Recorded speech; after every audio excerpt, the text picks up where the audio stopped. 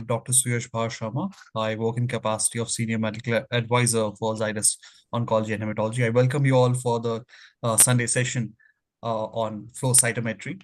So I'll handle the session to Dr. Amit Khurana, sir. So over to you, sir. Thank you, Dr. Suyash.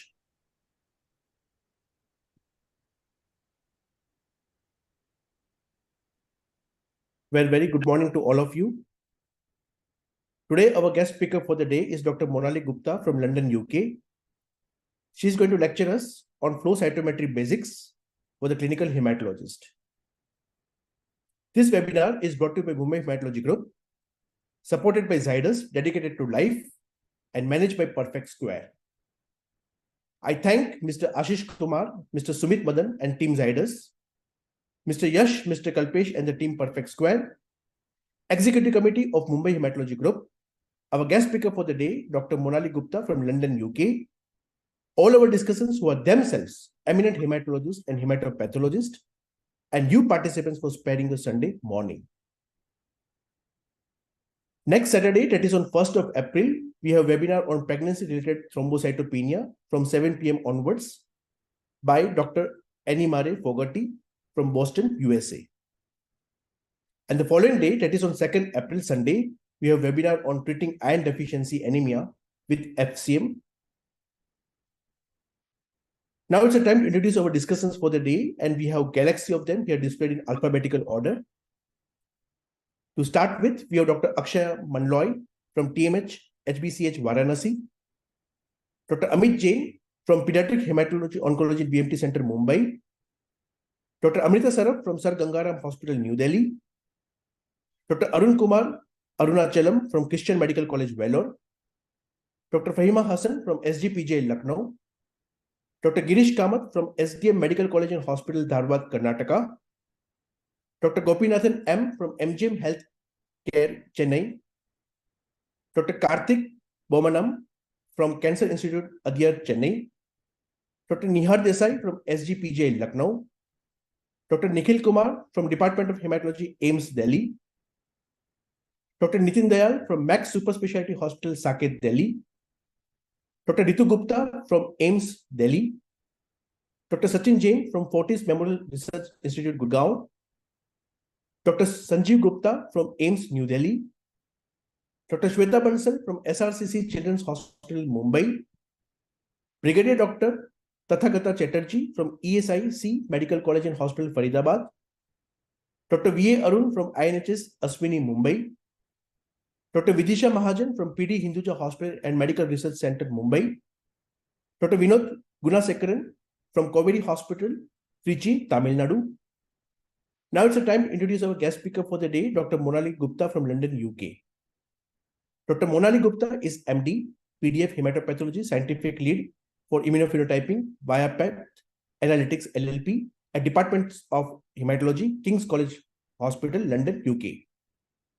She completed her MBBS from RG Kar Medical College, Kolkata.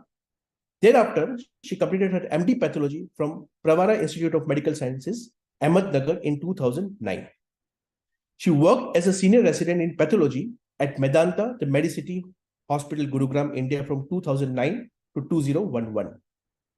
Subsequently, she pursued 3 years of fellowship in hematopathology at Tata Medical Center, Kolkata, India from 2011 to 2014. She was selected for ASH Fellowship in flow cytometry at University of Minnesota, Minneapolis, USA in the year June to August 2014. After completion of ASH Fellowship, she was selected for another fellowship in hematopathology at Toronto General Hospital, UHN, University of Toronto for a year completed in 2015. After returning to India, she worked as a head of hematopathology at Metropolis Global Reference Lab, Vidya Vihar in Mumbai.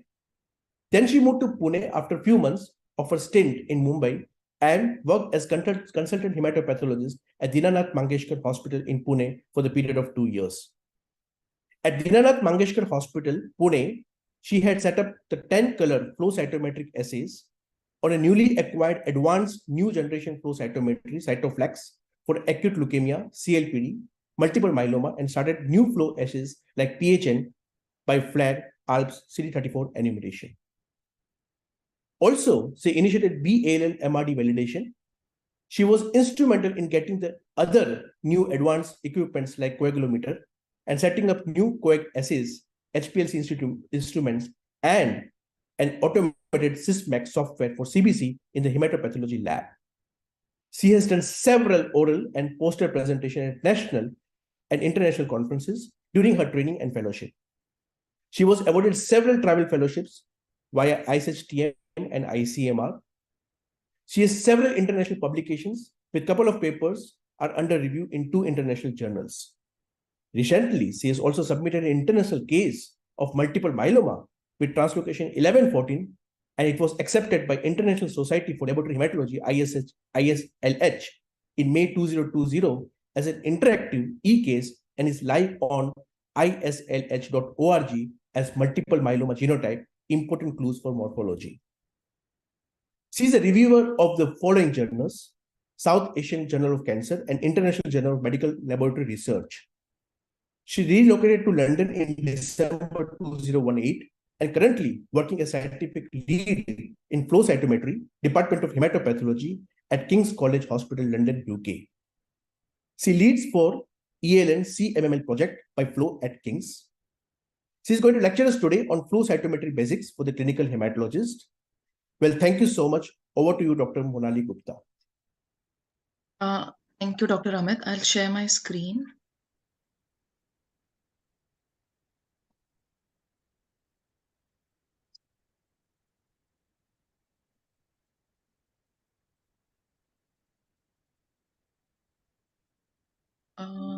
So good morning, everyone. Are you all able to see my screen? Yeah, make it in full screen mode. Yeah.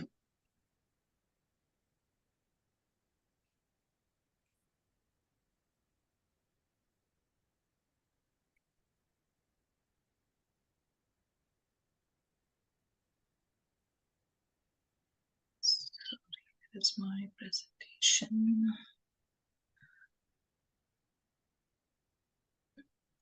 Sorry, I think it just closed down.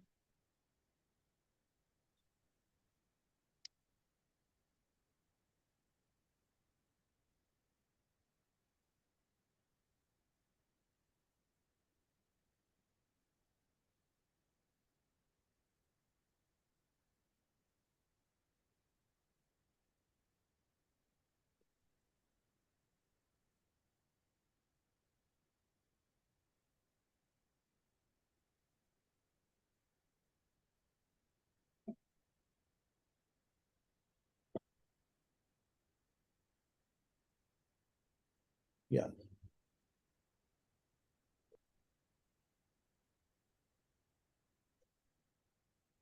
Perfect. Okay.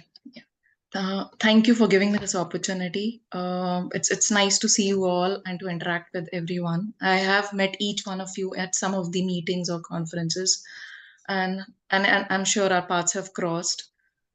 So today I'll be talking about the basics of flow cytometry. I'm sure all of us are aware about the fundamentals, but I'll go through the basics first, and then I'll show you a few of the cases from our lab.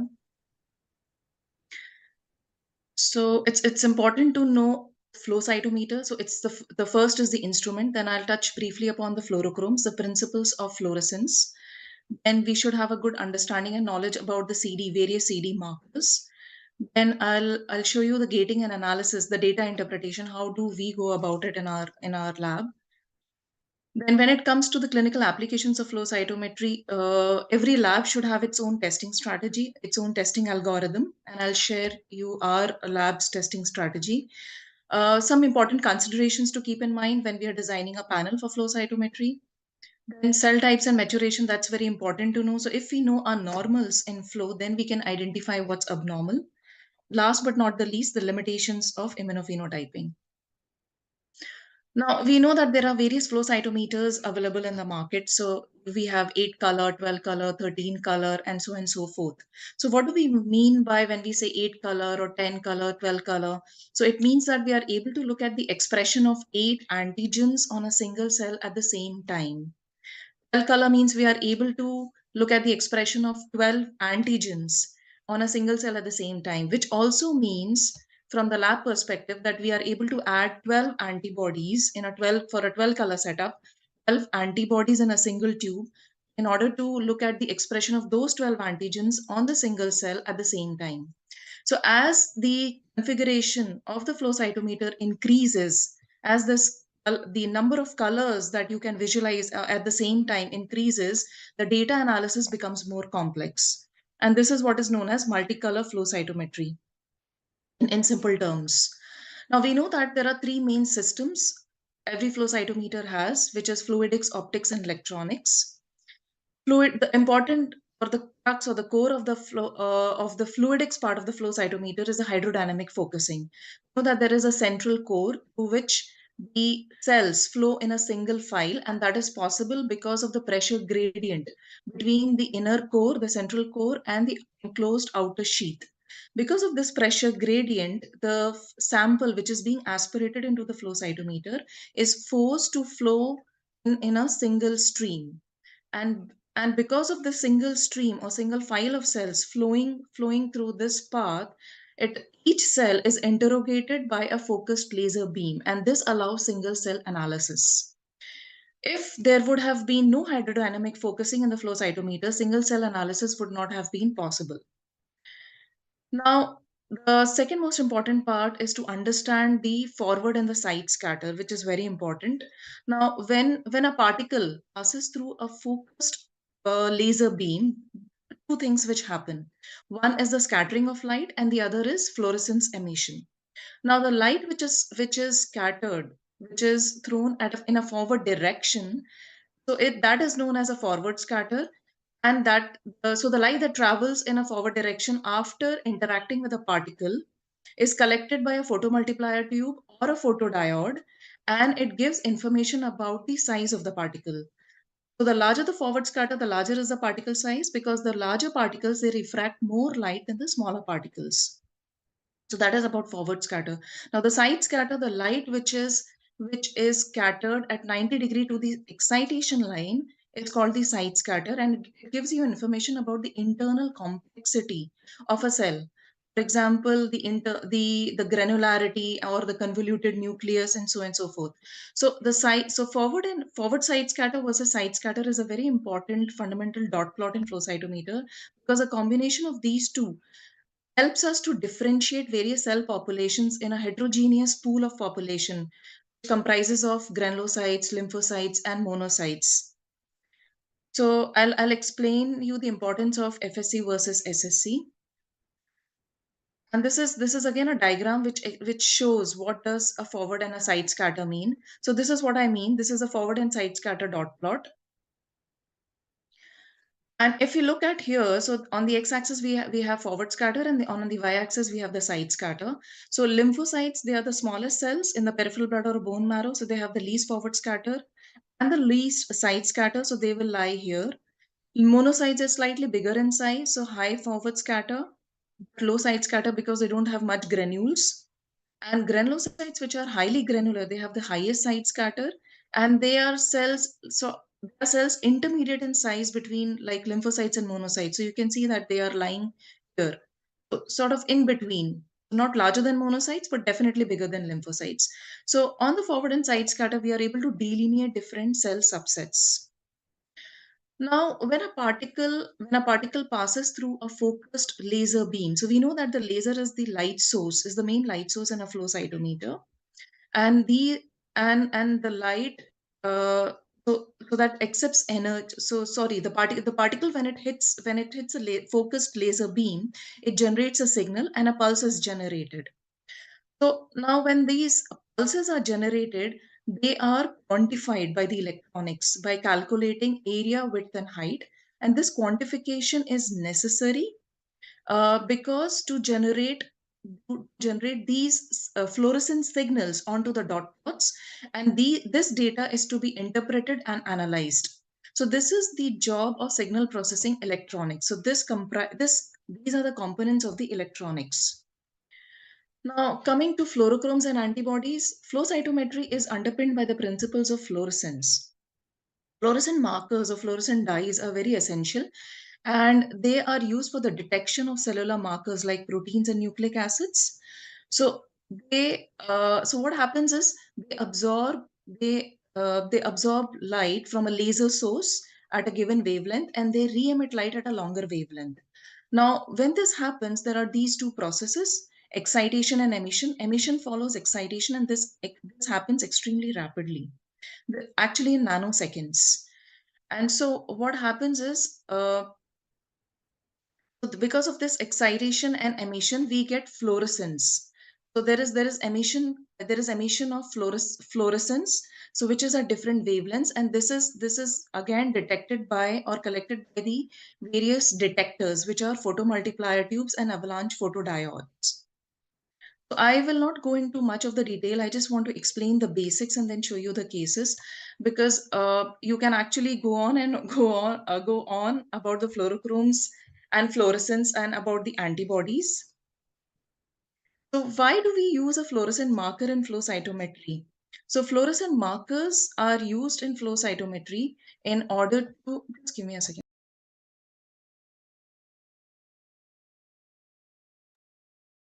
Yeah.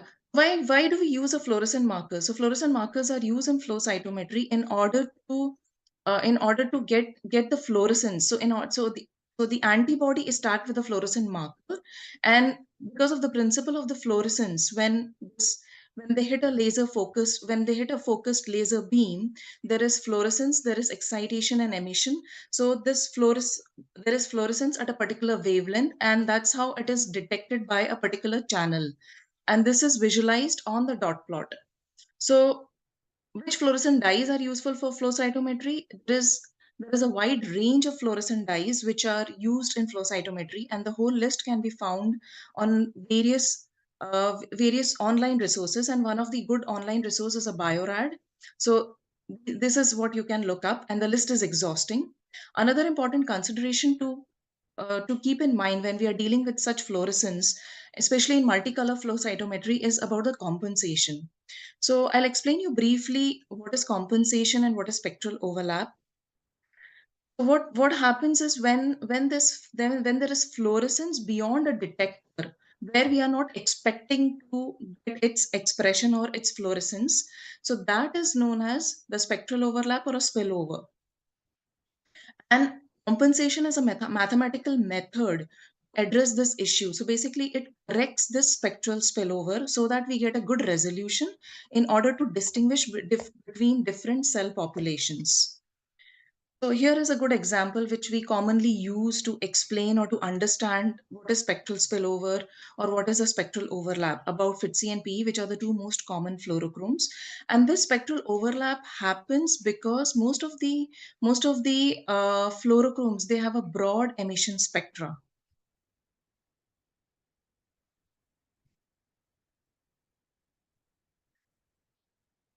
Sorry, I'm not able to move my slides.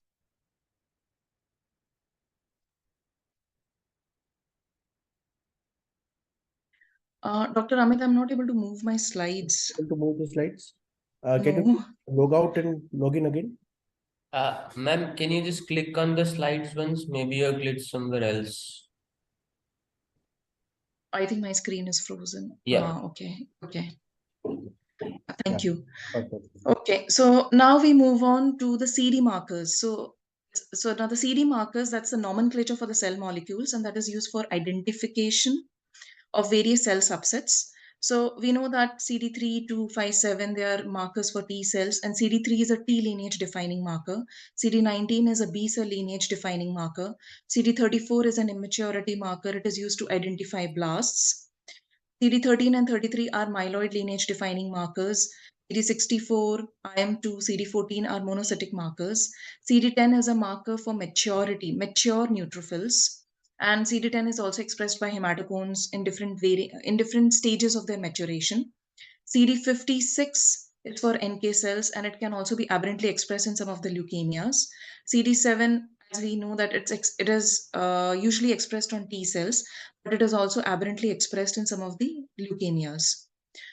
Now, panel designing, that's a pivotal part of flow cytometry. Now, the first thing that comes to our mind when we are looking at a panel, or what what markers to be included in that panel. So first we should know the configuration of our flow cytometer, how many lasers, what filters are there in that flow cytometer. So that will define your setup. Is it an 8 color, 10 color, 13 color, 12 color, and what fluorochromes can it identify? Yes, and so based on the configuration of flow cytometer, you would choose your panel tagged with so and so antibody, your antibody tagged with so and so fluorochromes. Second point to consider is, are you designing a screening tube or just a full diagnostic panel or an MRD panel?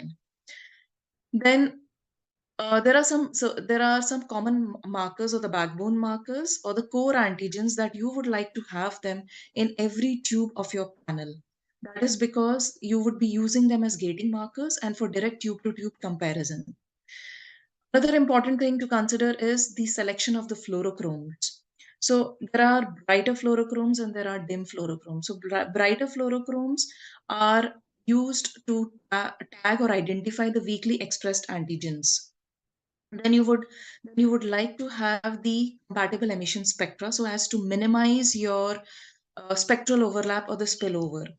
And then you would consider compensation.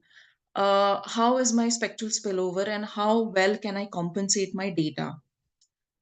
Then we need to optimize the antibodies by titrating each and every antibody to get an optimal signal to noise ratio, and that will help you to achieve the maximal fluorescence.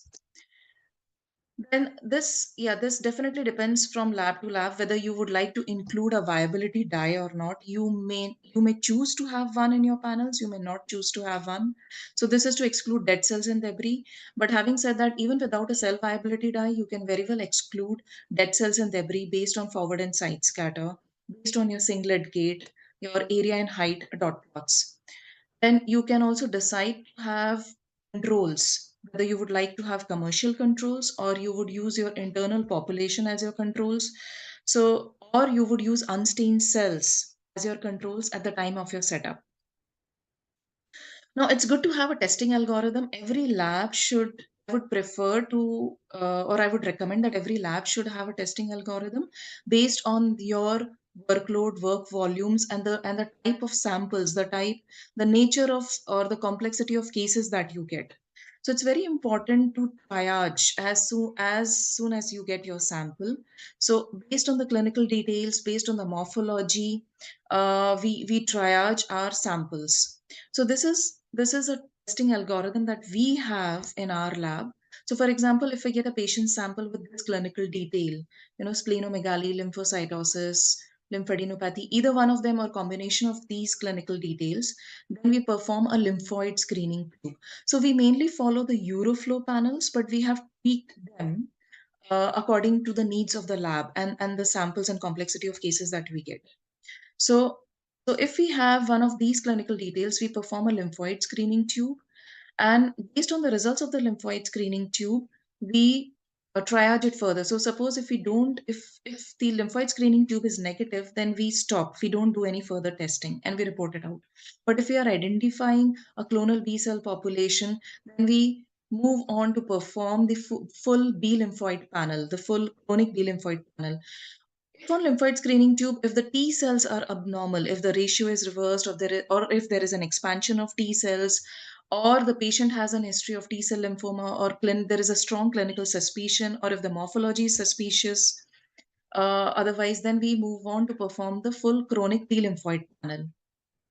If we are seeing blast, then we perform the acute screening tube and the acute leukemia orientation tube. And based on the results of these two screening tubes, we either perform the acute B lymphoid panel or the acute T lymphoid panel or the full AML panel. If you are seeing B lymphoblast or T lymphoblast or myeloid blast. So this is the overall testing algorithm, and it also helps the lab staff triage the samples. Now, about the data interpretation, gating analysis, and the software that's available with us. Now, we were used to see these quadrant gating earlier, all of us, but now we have moved away from this quadrant gating to a free hand tool drawing. So Currently, there are these analysis softwares available. Kaluza from Beckman Coulter, Infinisight from BD. So I would say they are the way to go forward. So we use Infinisight software, which is very flexible, and it gives you a lot of flexibility in terms of gating and statistics, and you can do a lot of things, clustering analysis and having your own reference image, uh, things like that. So this is a freehand gating that we do on the Infinisite. I'll show you for the help of examples. So we are well aware about the applications of flow cytometry. So I'll show you some examples to give you an idea how do we approach these cases in our lab. And in our center we have a lot of so our clinical team is used to giving these CAR T therapies. So I'll show you some examples how do we deal with those samples when it comes to MRD samples. So currently we are doing leukemias, lymphomas, myelomas. We have a huge volumes for myelomas right now, both diagnostic and MRD, and there are these specific CAR Ts. We also do a lot of MDSS flow, and we give out a scoring based on our flow results. But please always remember that all these flow cytometry results have to be interpreted in conjunction with the morphology, and it is not interpreted in isolation. Now, currently, we are validating a CMML panel, and it's a diagnostic panel based on the ELN guidelines, which has been published recently in November 2021. This is a very although old, but this is a very good overview paper published by Fiona Craig back in 2008 or 2009. It gives a fantastic overview about the flow cytometric immunophenotyping for hematological neoplasms. So I think I would say that I do keep this paper very handy in my day-to-day reporting of flow. Before we begin with the cases, just I would like to draw your attention to this dot plot. So we have seen how important is forward versus side scatter dot plot. This is another fundamental dot plot that we see in all the panels in our flow. So on x-axis we have CD45 and on the y-axis we have side scatter. Now, CD45 is a pan-leukocyte marker and it is expressed on all the cell types. But it's the difference in the intensity of expression of CD45 that we make use of in the flow cytometry. So lymphocytes, they have the bright CD45 expression. So you can see them lying here on the right corner, sorry, on the right hand side of the flow dot plot. Then we have the monocytes.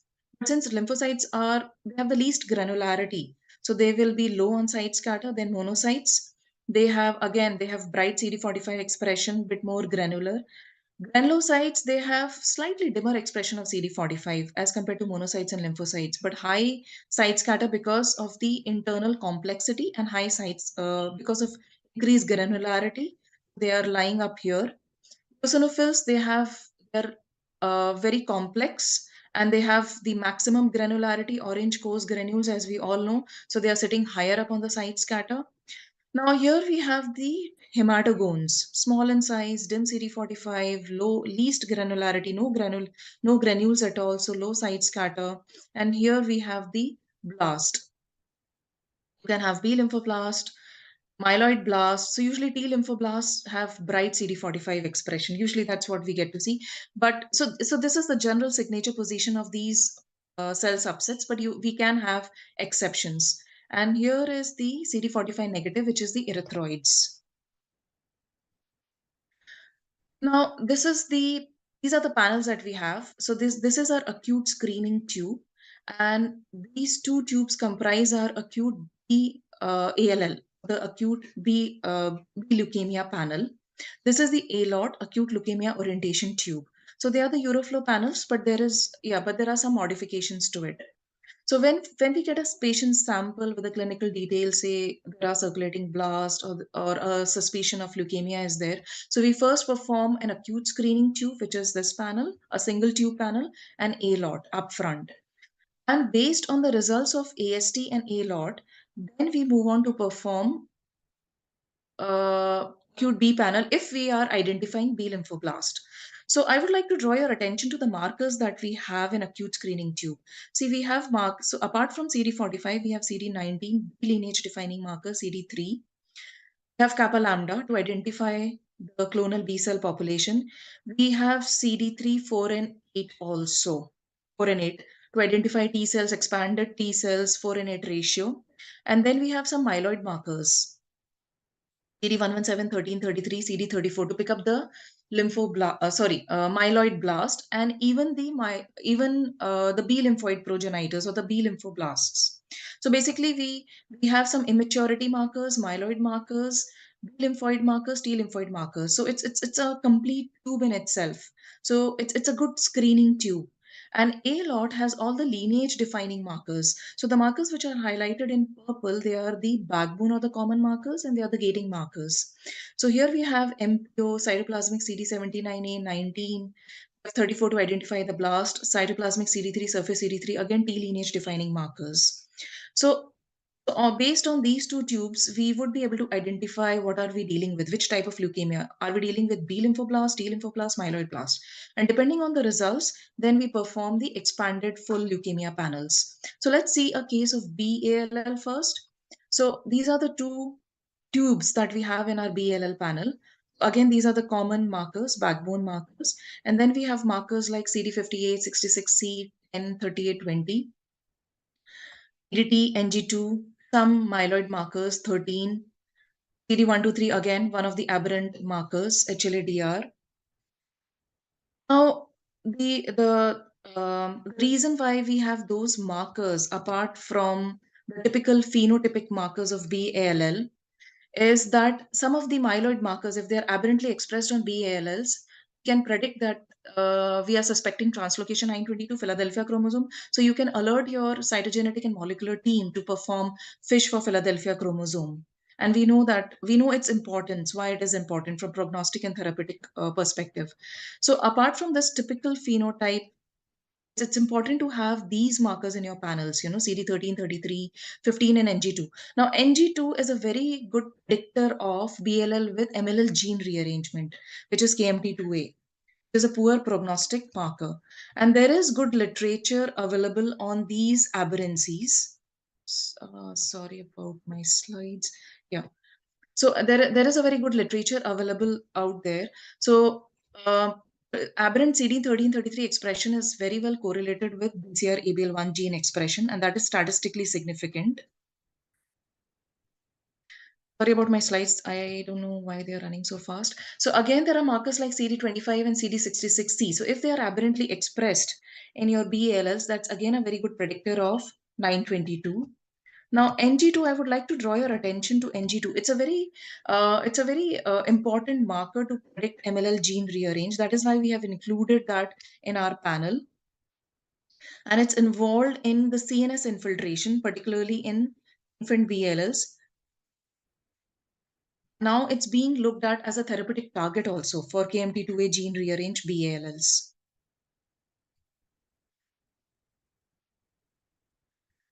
So so you can have, so with the help of this multicolor panels, by including these markers, you can actually predict the genotype, and you can alert your clinical team and reflex the appropriate FISH panels in your cytogenetic and molecular labs. Another important marker by flow is CRLF2. It's a surface marker. It can be a very useful quick screen for CRLF2 translocations, and it helps in triaging patient samples for further molecular testing like JAK2 mutations and identify patients for potential targeted therapies.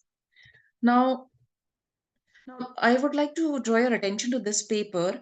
So they had around 21 cases, and they did flow and FISH on all of these 21 cases for CRLF2 translocations, and they found 100% concordance. So it's a very neat marker. It's a surface marker, stain lyse wash. You can go for stain lyse wash, and you get very good results. So CRLF2 is not expressed by hematogones or normal B cells. It's negative. So here is a dot plot which is showing negative expression for CRLF2. So these are the red. These are the hematogones, and the black curve on this histogram are the normal B cells. So they are not expressing, or they're not showing any expression for CRLF2. So here the red histogram or the red curve shows the B lymphoblasts. So here it is showing dim expression for CRLF2. Here, moderate expression, and in this histogram, there is bright expression for CRLF2. The B lymphoblasts show bright expression for CRLF2. So you can see there is no ambiguity in the CRLF2 expression from negative to dim to moderate to bright expression. Now, when we are looking at BLL MRD, it's important to understand and have the knowledge about the normal B cell maturation. So by normal B cell maturation, we mean to say that the normal B cell ontogeny, as the B cells mature, uh, what is the expression of various antigens during these different stages of normal B cell maturation? So CD45, 34, 10, 20, 19, HLA-DR. So we can see the difference in the antigen expression in all these antigen expression as at various stages of hematogones. So early, mid, and late. Stage 1, stage 2, stage 3, which we do come across every day when we are looking at BLL MRD.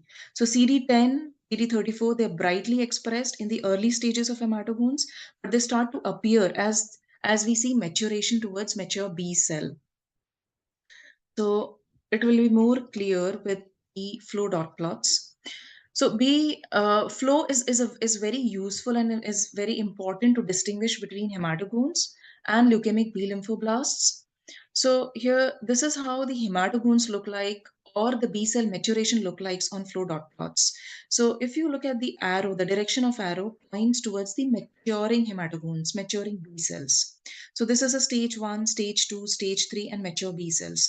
So as you can see, as the B cells are maturing from stage 1 to 3 to mature B cells, they are losing CD10 and they are acquiring CD45. So hematogones, lymphoblasts, they are dim CD45, but they have bright expression of CD10.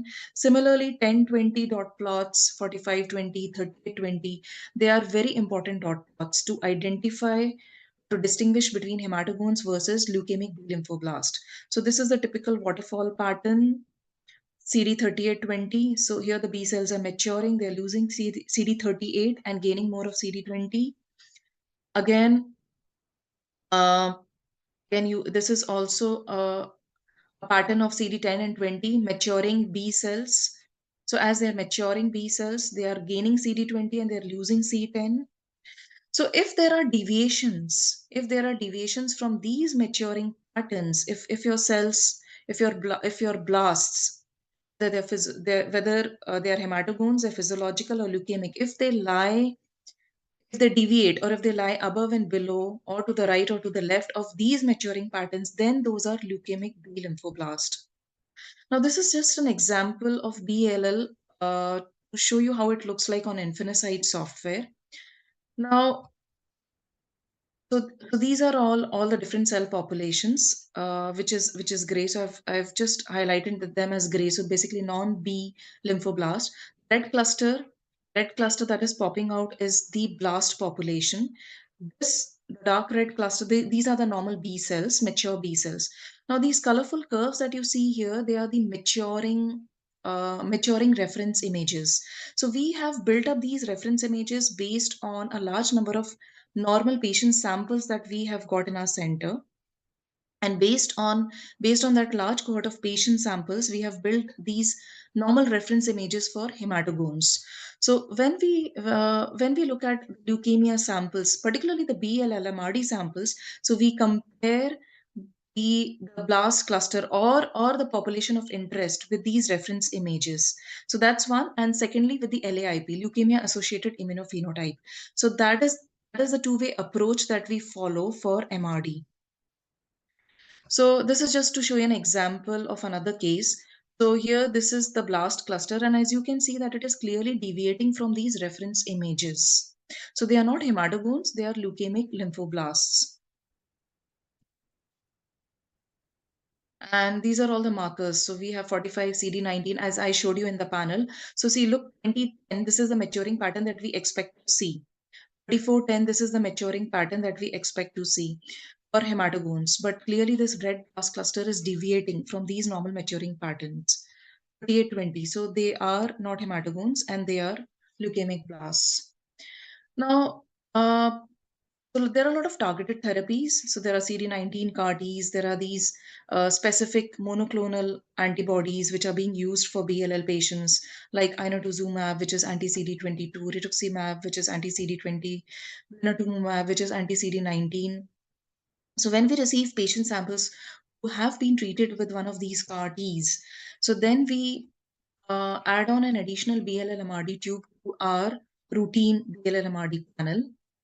Our BLL MRD panel comprises of the first tube that I showed you. So this is our diagnostic panel, and this tube, the first tube, is our BLL MRD tube also.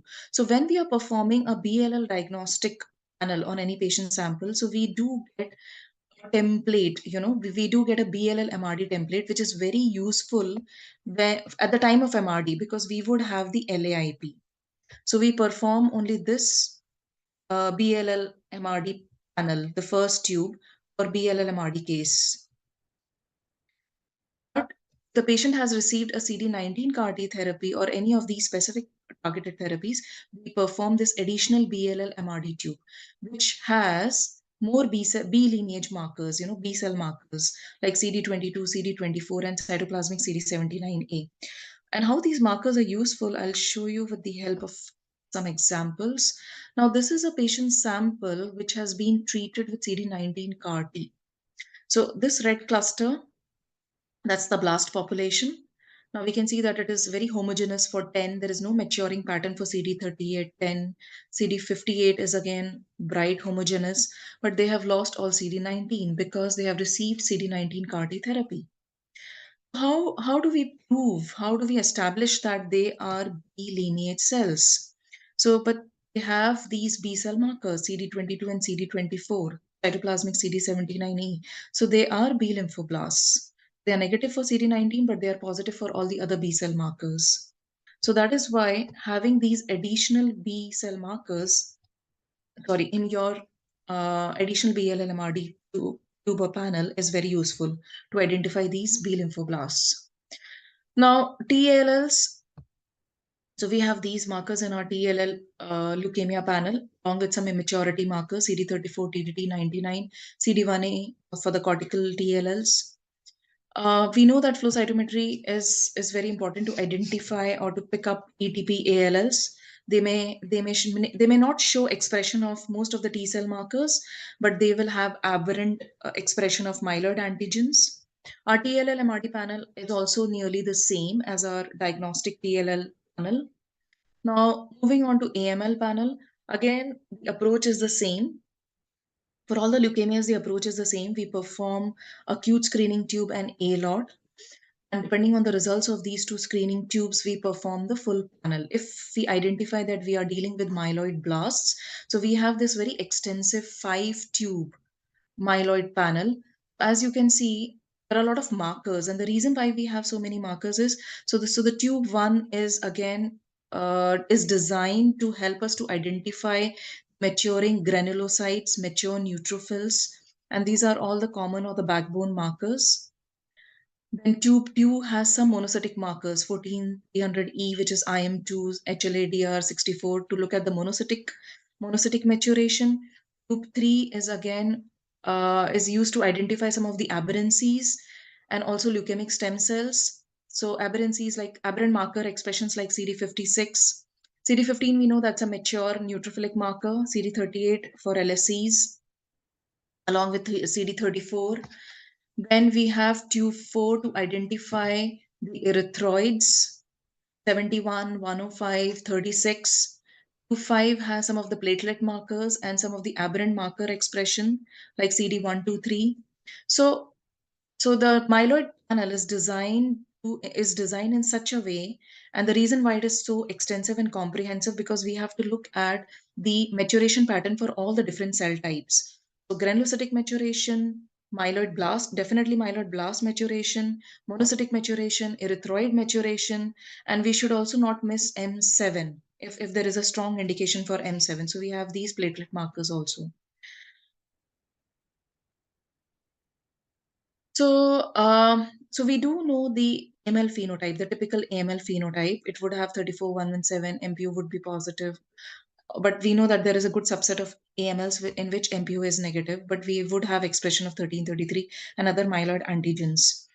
So, but what if if there is aberrant expression of CD19, one of the B markers, then we can actually predict the genotype that it is likely to have translocation 821, and you can alert your cytogenetic and molecular team to perform FISH for 821. And CD56 bright expression has been associated with KIT mutations. So we, again, NG2 expression in AML is also a very good predictor of KM2A gene rearrangement. We currently don't have NG2 marker in our myeloid panel, but we would soon switch from 8 color to 10 or 12 color, and then we would include NG2 marker in our AML panel as well, because it has been seen that it's a very good predictor of KM2A gene rearrangement even in AMLs. We know the phenotype of M7. So it would be negative for all the myeloid markers, all the B lymphoid markers, T lymphoid markers, but it would have expression of cytoplasmic CD41 or cytoplasmic CD61 and 42B. And of course, we would have the morphology, which would be suggestive of AML M7. Now, with APMLs, there is another entity, AML with NPM1 mutated, which has a very closely overlapping phenotype. So AML with NPM1 mutated also, they are CD34 negative and HLA-DR negative subsets. So they can actually mimic the hypogranular APML phenotype. So the interesting point that I want to make here is, if you are dealing with a 34 negative HLA-DR negative phenotype, and you see that CD13 expression is very weak or absent, morphology is not very clear, then most likely we are dealing with AML with NPM1, and they usually have aberrant expression of CD123. So, this phenotype is a very good predictor of AML with NPM1 mutated AMLs. Of course, on the morphology, you may get to see nuclear cupping, but what if the morphology is not very clear, and there are these two differentials that are coming into our mind, whether it's a hypogranular APL or whether it's a AML with NPM1? Then this phenotype would help you to sort of say, look, this is very likely to be AML with NPM1. And of course, it would be confirmed by PCR testing for NPM1 mutations. This is how the leukemic stem cells are identified, and that is why we have the markers.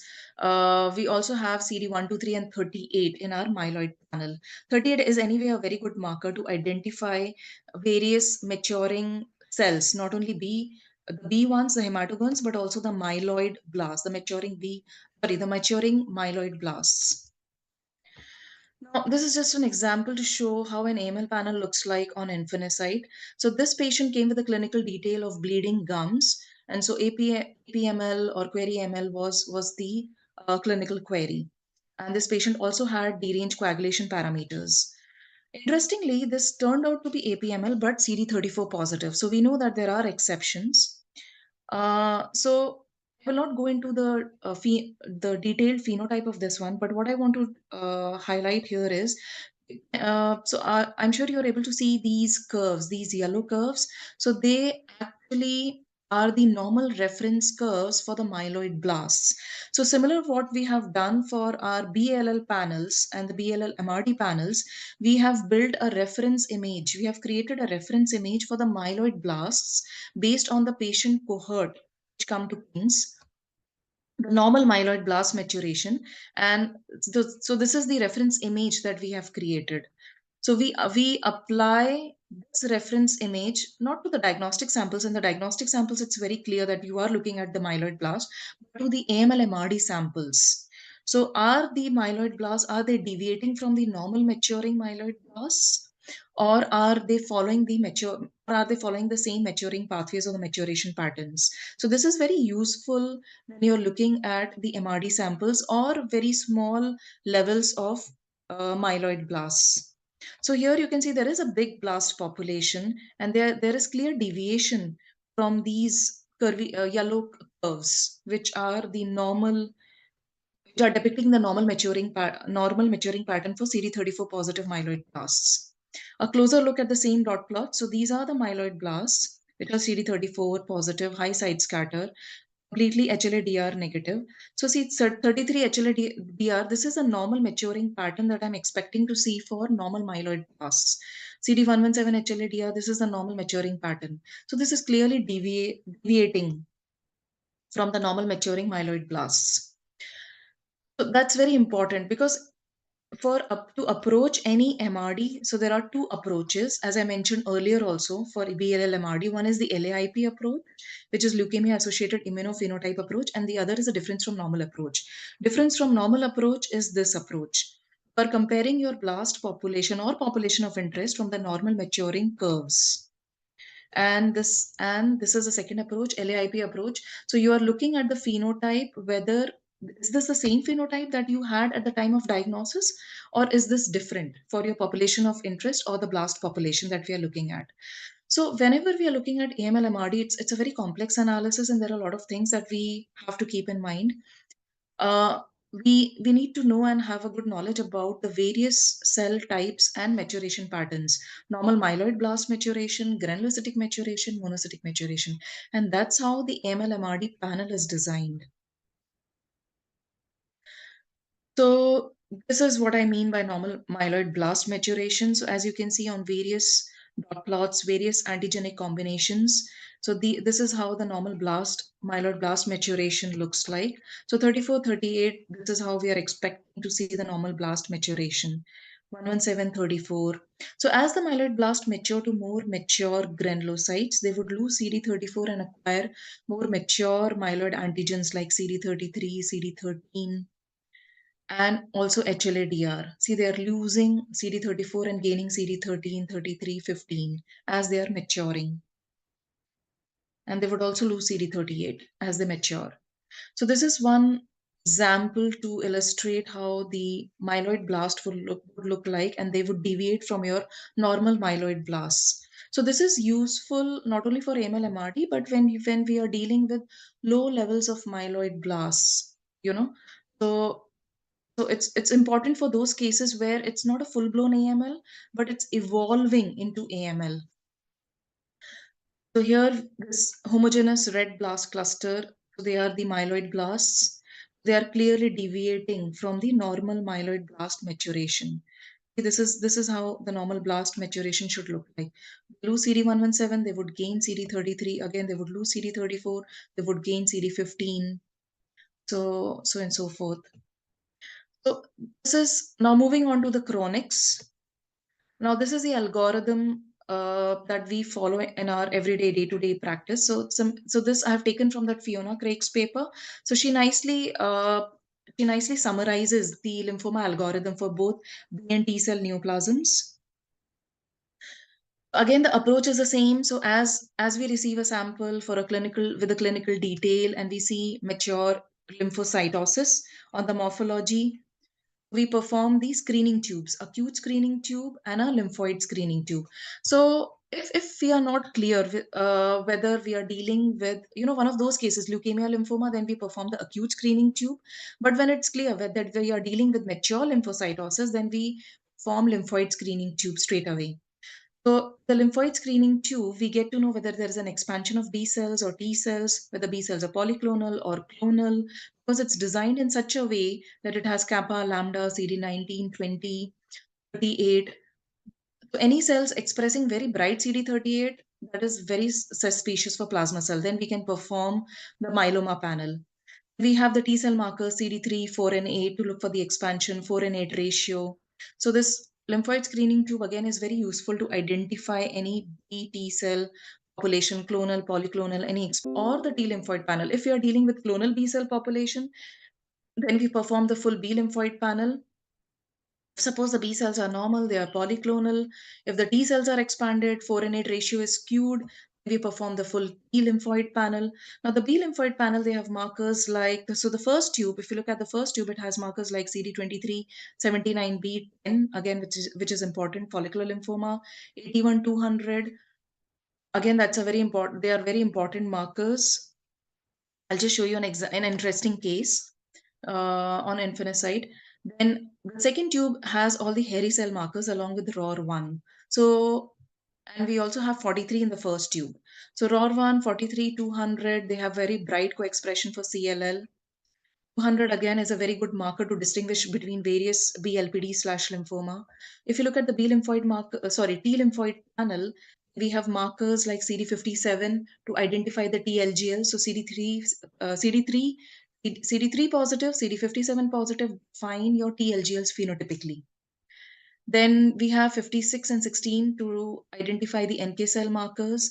Then we have CD10, 30 to identify your ATLLs, AITLLs. We have CD25 also, CR alpha, beta, gamma, delta to pick up those rarer ones, hepatosplenic gamma delta T cell lymphomas. Now this was an interesting case that we came across in our center. So if we look at the so this patient had increased paraproteins and had mature lymphocytosis on the bone marrow aspirate and some plasmacytoid lymphocytes. So if you look at the dot plots, the B cells are clearly expanded, and there are two clusters which are coming up. One is a red cluster and the other is a purple cluster.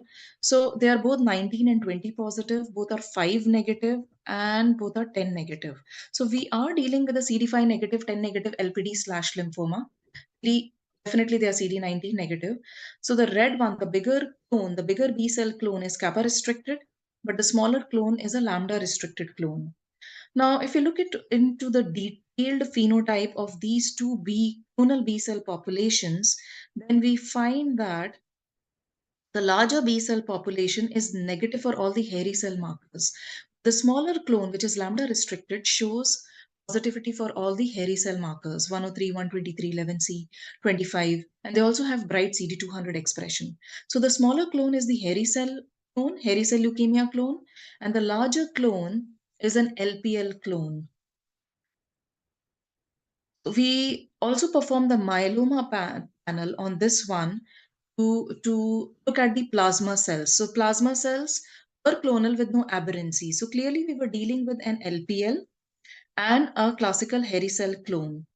And this is how the the statistics table on Infinicite look like. So this is the hairy cell clone, so which was the smaller lambda restricted clone, so around 4%. But the bigger clone was around, which was the kappa clone, was around 18 to 20%. And this, so we did send this patient, we did send this patient's bone marrow sample to the molecular lab for mid-88 and BRAF mutation, and both were positive in this case. So the molecular markers mid-88 and BRAF mutation further consolidated our diagnosis of this, composite lymphoma comprising of LPL/Waldenstrom's and classical hairy cell leukemia. So this was a unique case of synchronous dual hematological malignancy. The flow has this advantage of picking multiple distinct clonal B cell populations or dual lymphoid malignancies. This is just a case to show you a TLGL leukemia. Here you can see there is an expanded population of TLGLs. So TLGLs are phenotypically defined by CD3 positive CD57 T lymphocytes. TLGL, please remember that it's a morphological term. Phenotypically, it's defined as CD3 positive CD57 T lymphocytes. Now, when we look at the T lymphocytes, it's very tricky. T lymphocytes are anyway very tricky because they don't have anything for clonality by flow, like kappa lambda, which are very definitive clonal markers for B lymphocytes. But T lymphocytes don't have any such thing. So we have to look for aberrancies, whether there is decreased expression of T cell markers or whether there is an increase or decrease in intensity of T cell markers. So here, if we look at the detailed phenotype, we notice that there is loss of CD5. This expression of CD2, 7 is very heterogeneous. Again, this is aberrancy. This is an aberrant loss of CD5. It has CD2, loss of CD5. CD7 is heterogeneous, and it is all CD8 positive, 4 negative. So, and when we looked at the morphology, there were clearly a lot of TLGLs circulating in the peripheral blood. So this was a peripheral blood sample. So expansion of T lymphocytes, they're all surface CD3 positive, loss of CD5 defined by CD3 positive, 57 positive, typically 2 positive, heterogeneous CD7, no 16, no CD25, HLA-DR, is not a very specific marker. It's an activation marker, but they were all CD8 positive, 4 negative. So this was a case of TLGL leukemia. Now we get a lot of samples for myeloma, both diagnostic and MRD. So this is a 2-tube panel which we have for myeloma. So these are the gating markers, CD138, CD38, 45, CD19. So these are the common markers, core antigens in both the tubes. And we have cytoplasmic kappa lambda in tube 2. We have some markers like CD117, CD56, CD20. So these are the aberrant marker. This is to identify the aberrancies or aberrant marker expression in the plasma cells. So I will show you an example of myeloma. So the gating markers are CD38 and 138. So myeloma cells or the plasma cells are gated on CD38 and 138. They would express would show bright expression of CD38 and 138. Usually clonal plasma cells, so malignant plasma cells are CD19 negative, but there are exceptions to it. There is a subset of myeloma which can have CD19 expression. So this one did show heterogeneous expression of CD19. They were all lambda restricted. So in myeloma, they are cytoplasmic kappa lambda on the chronic, the LPD panel, the BLPD panel. These light chains are surface light chains. So then CD27 is dim, usually expressed with dim intensity in clonal plasma cells. And in this case, CD117 and CD20 was aberrantly expressed by the clonal plasma cells. Also, the malignant plasma cells, a subset of malignant plasma cells did express CD56 aberrantly. So there were a lot of aberrancies in this case in myeloma. And the myeloma panel should also be designed in such a way that we should be able to identify the B cells and also comment on their clonality so as not to miss LPLs. So that is how the myeloma panel is designed. So we do have CD5 and 20 for this reason also in our myeloma panel. If there are any CD19 B cells, B lymphocytes expressing CD5, that's clearly abnormal, right? That will warrant further investigation, and then we will perform our full B lymphoid panel, the chronic B lymphoid panel. So here we can see these B lymphocytes, they are actually the maturing hematogones. We can see some stages of maturing hematogones on 45 very well. So, and some of the mature B cells, they are clearly polyclonal. So this was clearly a case of myeloma because we do get a lot of cases just with this clinical detail, IG paraproteins. So we need to know whether we are dealing with myeloma or there is an LPL. Now, last but not the least, so how to get the best out of flow cytometry? So it's very important to have the patient history, full patient clinical details, possibly treatment. Yes, that definitely helps us because we often see that CD19 B cells are there, they don't have CD20. And then we get to know, oh, this patient has been treated with rituximab. So it has completely wiped out CD20 even on the normal B cells. Need to have the correct sample type, a PB sample or a bone marrow sample or any body fluid, CSF sample or a pleural fluid, a cytic fluid. So we need to have the correct sample type for the correct testing. For MRD, definitely we need to have the bone marrow. For myelomas, we need to have the bone marrow. But yes, if you are suspecting a plasma cell leukemia, we run the flow myeloma panel on the peripheral blood. Then PNH, the correct sample type would be a peripheral blood. The bone marrow is inappropriate for PNH. Then the samples should be representative. If for flow to be representative of know what's going on, we need to have a particulate, a representative bone marrow sample. It should not be clotted. It should not be hemodilute. And for MRD samples, preferably we need the first draw, have the most information, be more informative, and then it needs to come in the correct vacutainer, the EDTA vacutainer. So we need to have in the purple top vacutainer, we need to have the correct instrument setup. The lab staff should be adequately trained. The data analysts, the flow cytometrists, they should have adequate experience in data analysis, interpretation, troubleshooting. And as I mentioned earlier, also flow cytometry is never reported in isolation. It has to be interpreted in conjunction with the patient history, full clinical details, the morphology of the peripheral blood or the bone marrow aspirate or the cytospin morphology. And it would be good if there is cross-discipline training. With that, I come to the end of my presentation. These are the references from which I have taken the slides, some of the pictures and the diagrams. Thank you all for listening to my talk today. Thank you for your attention. And yeah, I'm happy to take if you have any questions. Thank you so much, Dr. Monali, for a wonderful talk. What a wonderful diagnosis and flow cytometry basics for the hematologist. It was actually more than the basics. Thank you so much for being with us today, Sunday morning here in India. Now we have a few of our Indian colleagues who are going to interact with you with the question answer session. Sure. So I request all our discussions to please put the handrail signs so we can go one by one.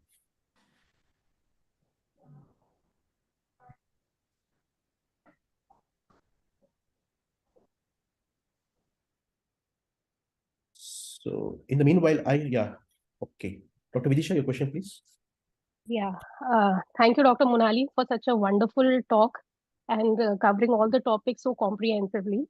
Dr. Monali, So could you we've please stop sharing the screen? Okay. Do you want me to stop sharing the screen? Yeah, so we can easily see each other. Right. Okay.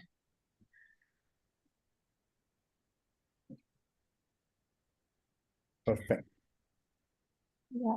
Yeah, please So, go ahead. yeah. Just So call me I just Monali. want.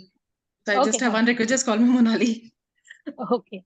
Yeah. So we've discussed a lot of the role of flow cytometry in malignant hematological disorders. Yeah. So do you think it plays an equally important role in managing benign hematological disorders?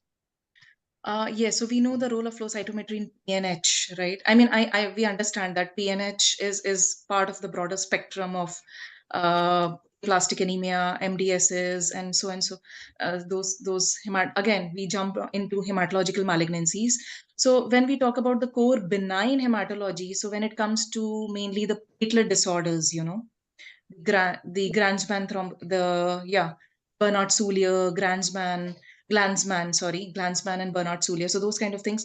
So I think when it comes to benign and even hereditary spherocytosis, assays like EMA binding assay for hereditary spherocytosis, I think flow does have a role to play, but those assays are a bit difficult to standardize and establish in the labs. So that is why not all the labs are able to perform those assays.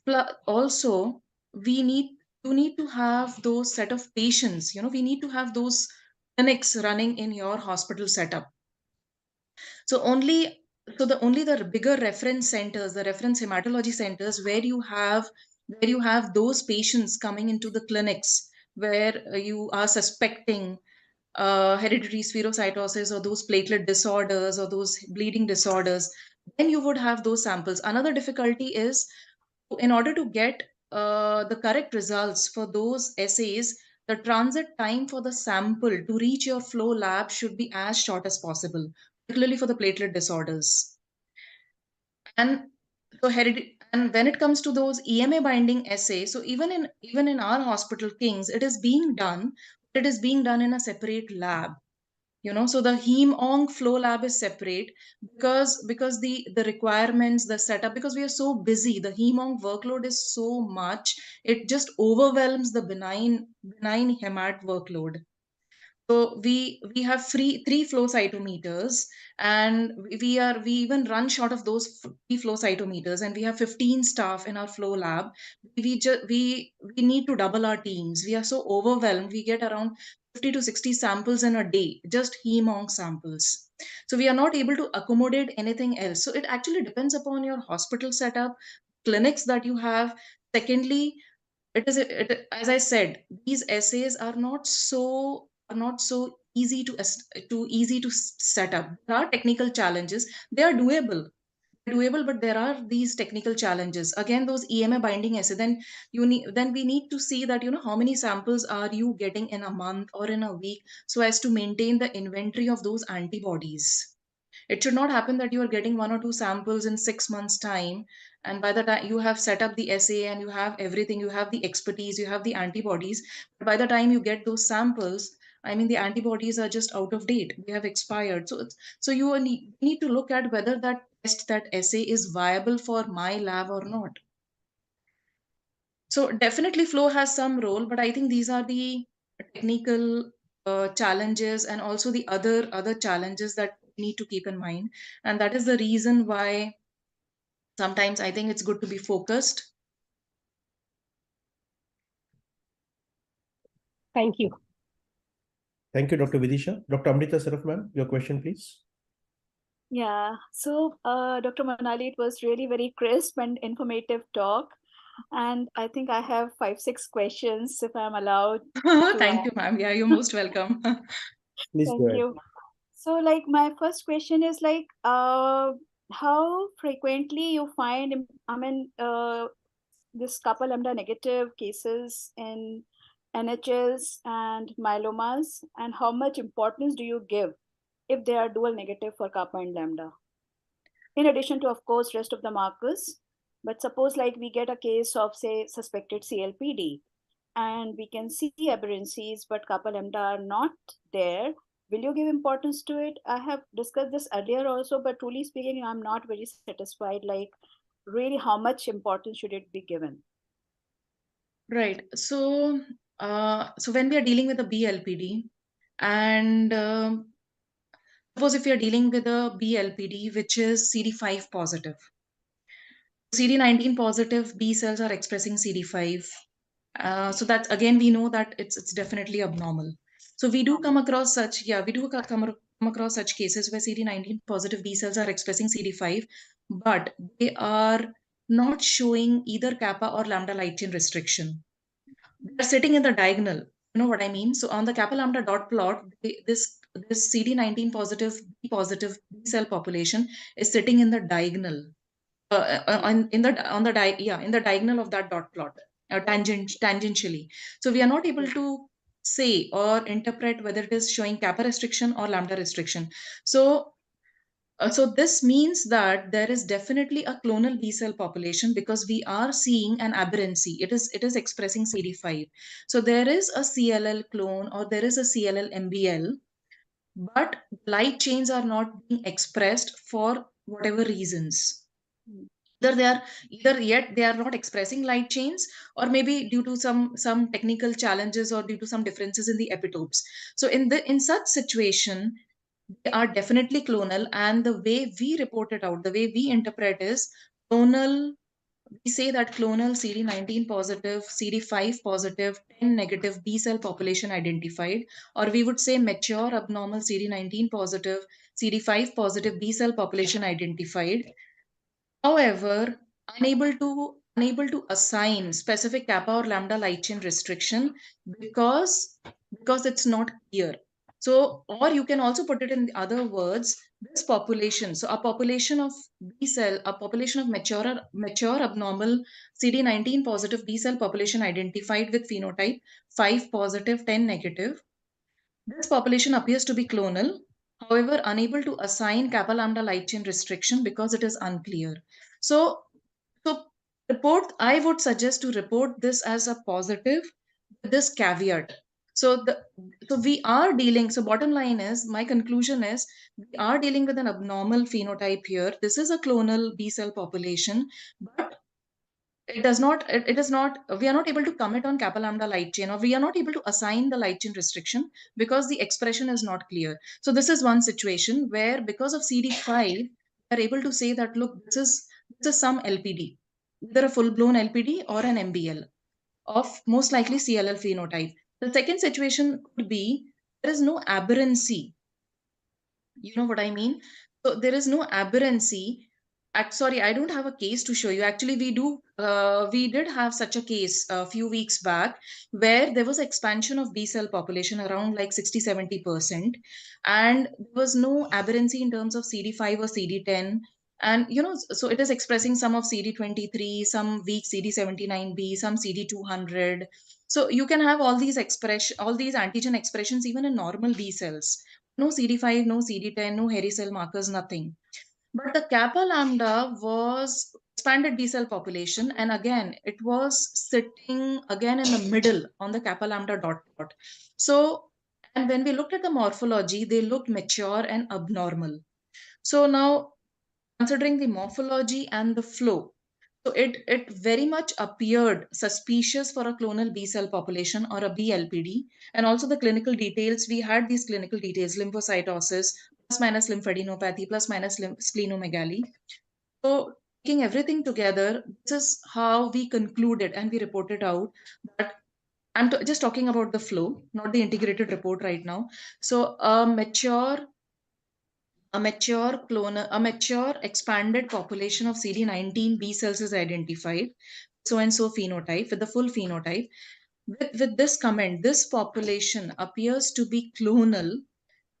This population appears to be clonal, however, unable to assign or unable to comment on the kappa light chain specificity as it is unclear.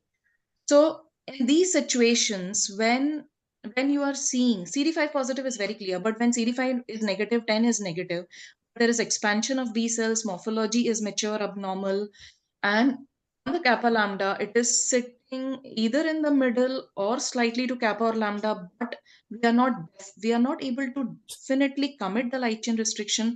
This is how we would word out our report. Does it make sense, Dr. Amrita? Actually, earlier, it was also said that use another company, another brand. So it I was understand. mentioned in Yeah. the guidelines, which we had done earlier, but But you then may not, now you may not get positive results. Exactly. So we have tried everything. So we have used, so suppose if you are using BD Kappa Lambda, you tried BioLegend or whatever, BioRad or Beckman Coulter Kappa Lambda, you change the clone also. But there is a set of BLPD/lymphomas which may not express a kappa lambda light chain. Definitively, you know what I mean to say. So there, kappa lambda might appear to be skewed one side, but it is not very clear on the dot plot. So, and that does not that does not give us the confidence to commit on the light chain expression.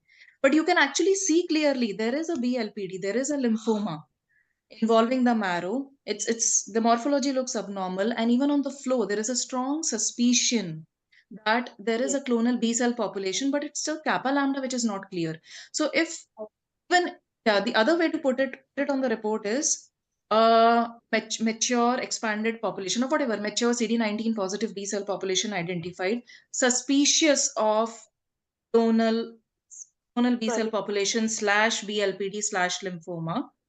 However, yeah, and we can say, and we can again comment that, light chain specificity, unable to comment on kappa lambda light chain specificity as it is unclear. And then it needs to be correlated with everything else, along with the tryphin, the paraprotein levels, and everything else, lymphadenopathy, splenomegaly, and everything else.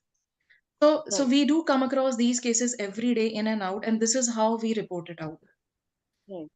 Dr. Amrita, just to add, Dr. Amrita, just to add one. Sorry, go ahead. To add your thing, Dr. Amrita, means we are also seeing times the kappa lambda negativity. But what is our experience is means this is specifically in the CLL cases. All other BNHL cases other than CLL, generally the kappa lambda clonality establishment, or to say it restricted or not, it's not a problem. It's that can be my experience. It's basically in the CLL cases.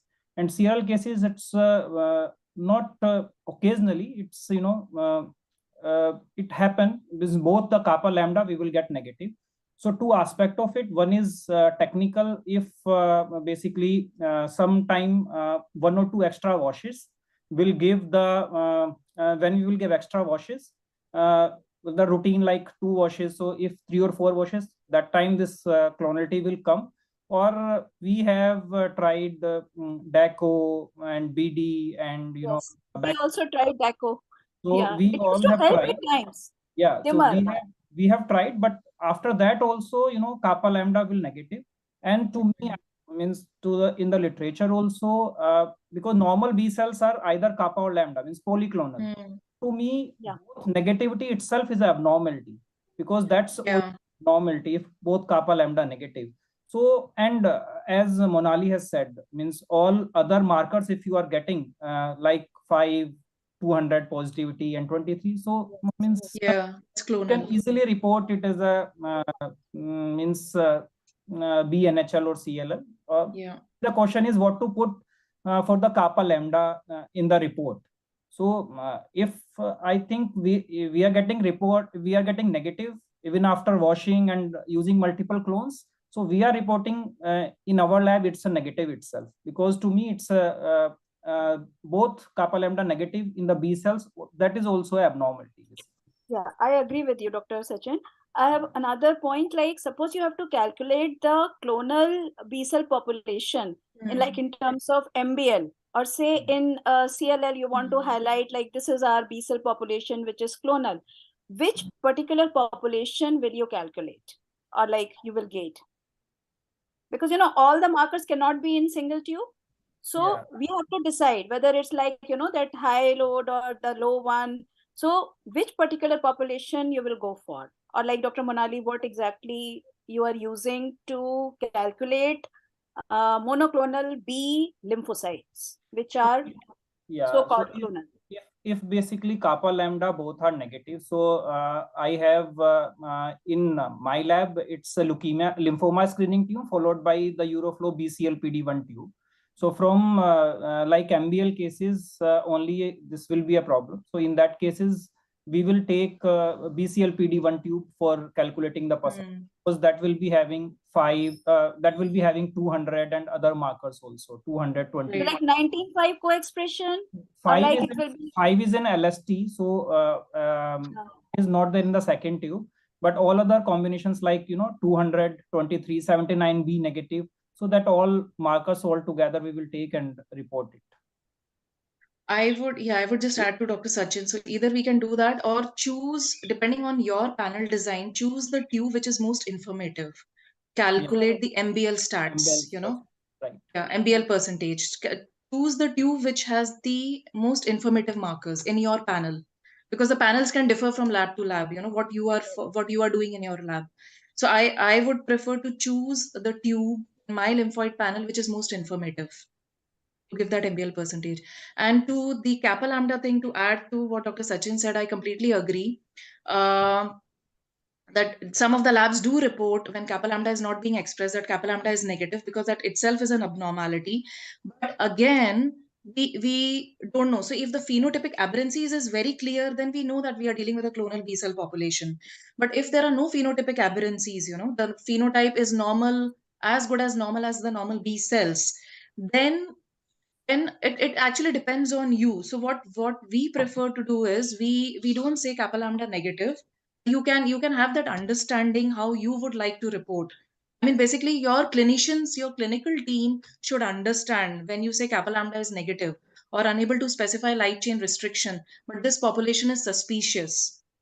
So that I think that we need to communicate with our clinical team closely, and we need to have that understanding what we mean to say by that. Look, we are identifying a B cell population which is suspicious, or which is strongly suggestive of a clonal B cell population, LPD. So but this is the limitation that we are seeing, right? And so therefore it needs to be confirmed by other methods, like either on the Trifine, if the infiltrate is very clear and obvious, or you have other biochemical investigations, the kappa lambda, the serum free light chain ratio, the paraprotein levels. So I think that communication with the clinical team is very, very important. How do you word your flow reports? So that's very important. And regarding the washing step, we have tried that, but it did not work for us. I mean, it depends. It depends from case to case, the nature of the samples that you get. So, but yeah, it may or may not, but it has not worked for us. The washing steps, it has not resolved for us. And again, we have tried the DACO and the BioLegend, but yeah, it does not work for us. And we do lot of such cases where, apart from CLLs, we do get a lot of DLPD and other lymphoma cases where kappa lambda light chain restriction is not clear. So we have made that statement in our reports. Actually, we have made that rider. We do write that comment in our report, and we have communicated that to our clinical team that this is what we have come up with, because we get a lot of such cases.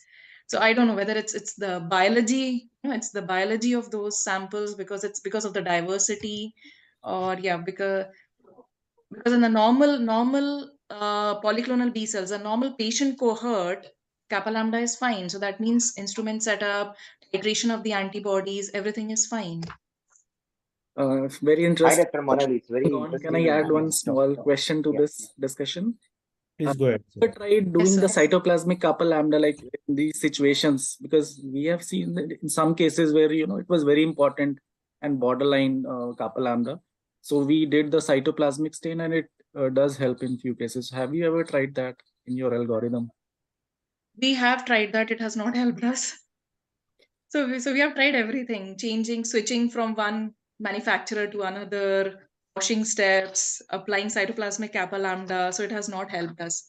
But yes, coming to cytoplasmic staining, I just want to add something here since we are talking about cytoplasmic staining. So we had a lot of cases I think in the past 6 months or so, where um, where we are dealing with some T cells, TLPD, T lymphoid malignancies, and the T cells are not expressing surface CD3. So basically they were the T lymphoid lymphomas, not the acute, not the T lymphoblastic leukemia, but I'm talking about the chronic TLPD. So they were not expressing surface CD3, and we know that there are cases like ALCL which can have loss of T cell markers like CD3. But interestingly, when we performed the cytoplasmic CD3, they were all positive for cytoplasmic CD3. I mean, you would not think of doing or performing cytoplasmic CD3 in the chronic TLPDs. So that is something interesting that we saw, and that since then we have actually started to perform cytoplasmic CD3, a custom tube for those cases with cytoplasmic CD3. Similar thing we observed with the plasma cells with myelomas. So they were negative for, they had very dim expression for CD38 and negative for CD138. And then we tried performing cytoplasmic CD138. So all those plasma cells, they showed positivity for cytoplasmic CD138. So this is what we are seeing for over the past 6 to 8 months. And since then, we have started trying cytoplasmic markers on these customized cytoplasmic markers on these patient samples, and they are turning out to be positive. So I just thought of sharing with you all. yeah. Very Dr. interesting. Manali, yeah. Hi, I'm Dr. Karthik. It's a very nice talk. Yeah, hi Karthik. Yes, yeah, it was very informative talk and have a good case look. May I just know, I think, how frequently are you getting this kappa lambda diagonality cases? A lot. I mean, see, Yeah, uh, ours is a yeah. high volume lab, like 50 to Mhm. 60 samples in a Yeah, day. yeah, yeah. So, and we So, know so far that as the DL, yeah, if it comes across in odd occasional cases, then we can tell this mainly this is biology. Then are you using in your yeah, PBS or using albumin? Because using albumin will remove a lot of headache from your this thing. Because most of the kappa lambdas go on by non-specifically. yeah. And as we all know, then are you using polyclonal kappa lambda or it is monoclonal one, not on the BD one? So we are using the BD kappa lambda. Yeah, BD kappa lambda is always monoclonal. And Yeah. so Beckman is polyclonal, and that might resolve most of the issues. Switching and Actually, yeah, I think we tried that, but somehow I think it did not work for us. I mean, we did not get uh, such good results. uh, uh, okay, because in the And we also and we also have the DACO kappa lambda. So okay, we do try okay, both. So in the first oh, instance, we do try both BD and the DACO okay, ones. But I think the right, Beckman Coulter did not give us good results. okay. We And do then use PBS, yeah. how are your normal B lymphocytes behaving in those cases? Like are they So polyclonal normal. So or? I showed you the Uh-huh. polyclonal B cell dot plots in that myeloma case. So that's how it looks like.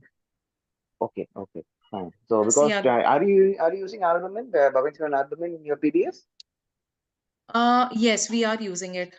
Okay, okay. Then you can increase your incubation steps, or you can need to titrate it, because Yeah. you can get the phenomenon in some rare odd cases, but you're getting it very frequently. Then some technical issues like using Yeah. pre-washes, and you can increase incubation time, or Actually, you can do yeah. warm incubation in 37 degrees Celsius, so that Right. that can resolve most of these issues. And coming to CLL. We Hmm? do expect CLLs to have dim kappa and lambda, or they can have Yes. negativity because it is purely because of the Yeah. disease biology. Because when you Right. go back to the initial matrix scoring, the scoring independently tells like it should be either negative or dim kappa and lambda. It's not kappa and lambda expression, it should be dim. So whenever Right. you're It should be getting dim. a, yeah, whenever you're But getting a Karthik, but even moderate, that yes, dim, Yeah, but even that Yeah. dim expression is very clear, you know. So here we are talking about when it is not even dim, you know, it is sitting in the, it Yeah. is sitting in the middle of kappa lambda. It's just you Yeah, can't yeah, no, no, interpret, you yeah, can't commit that is kappa different. Like lambda. in the Yeah. non-CLL scenario, that is true problem. In a CLL, like Yes. phenotype, five positive, 200 positive, then Yes. we're getting negative. Yeah, first you have to get rid of the diagonal issue, mainly because you give 3 washes. So initially we had this issue in our laboratory also. So initially we are using from one company, I don't want to name. And then we were not very happy. Even 3 washes, those things we were not very happy. Then we had BSA, then also it didn't work. Then we Right. shifted to a monoclonal one that was working wonders. But in few cases, we used to get a problem. Like in some recently, a myeloma patient also, we had a problem. Like the normal plasma cells are taking, nearly 20% of immunofriendly abnormal plasma cells are not taking the kappa and lambda. So it's because of the epitopes which we are not dealing with. Yeah. So and now Beckman has come with past 3 years back. They came with the polyclonal kappa and lambda that is doing good. Yeah, I think the Yeah, DACO ones are really good. Yeah, the DACO ones, yeah. polyclonal are very good. Yeah, even that Yes, we are yes. getting quite good, clean results for the DACO ones. Yeah. So we even are if using using that. DACO, but with still the diagnosis, then processing kind of issues are there. Then Yeah. warm processing, those things you have to take care of. Right. So I don't know. We can try that incubation thing. We haven't tried the Yeah, incubation step in these cases. We can try and have a look if that changes or if that resolves. So when I say we get a lot, since it's a high volume lab, so I would say on an average, when we get 50 to 60 full flow samples per day, I think 1 to 2, we come across 1 to 2 such case like every second day or so. I would say so. Okay. So, but Then yes, can it's check who is the person who is processing the samples on each second day. Maybe the hands make the difference.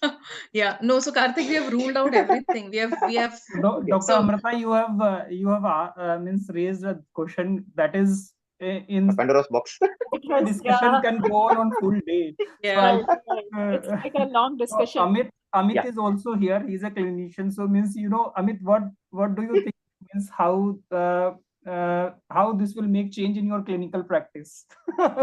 We will discuss on our end. really makes lots of difference because in clinical practice regarding this kappa lambda, this is what we are facing difficulty in our day-to-day life also.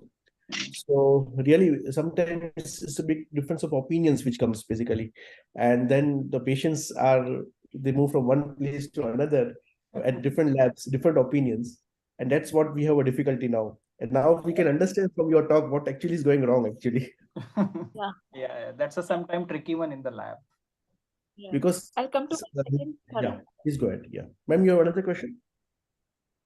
My second question is like to Dr. Monali that like in her experience, what will be the best possible combination of MRD markers in a case of BALL?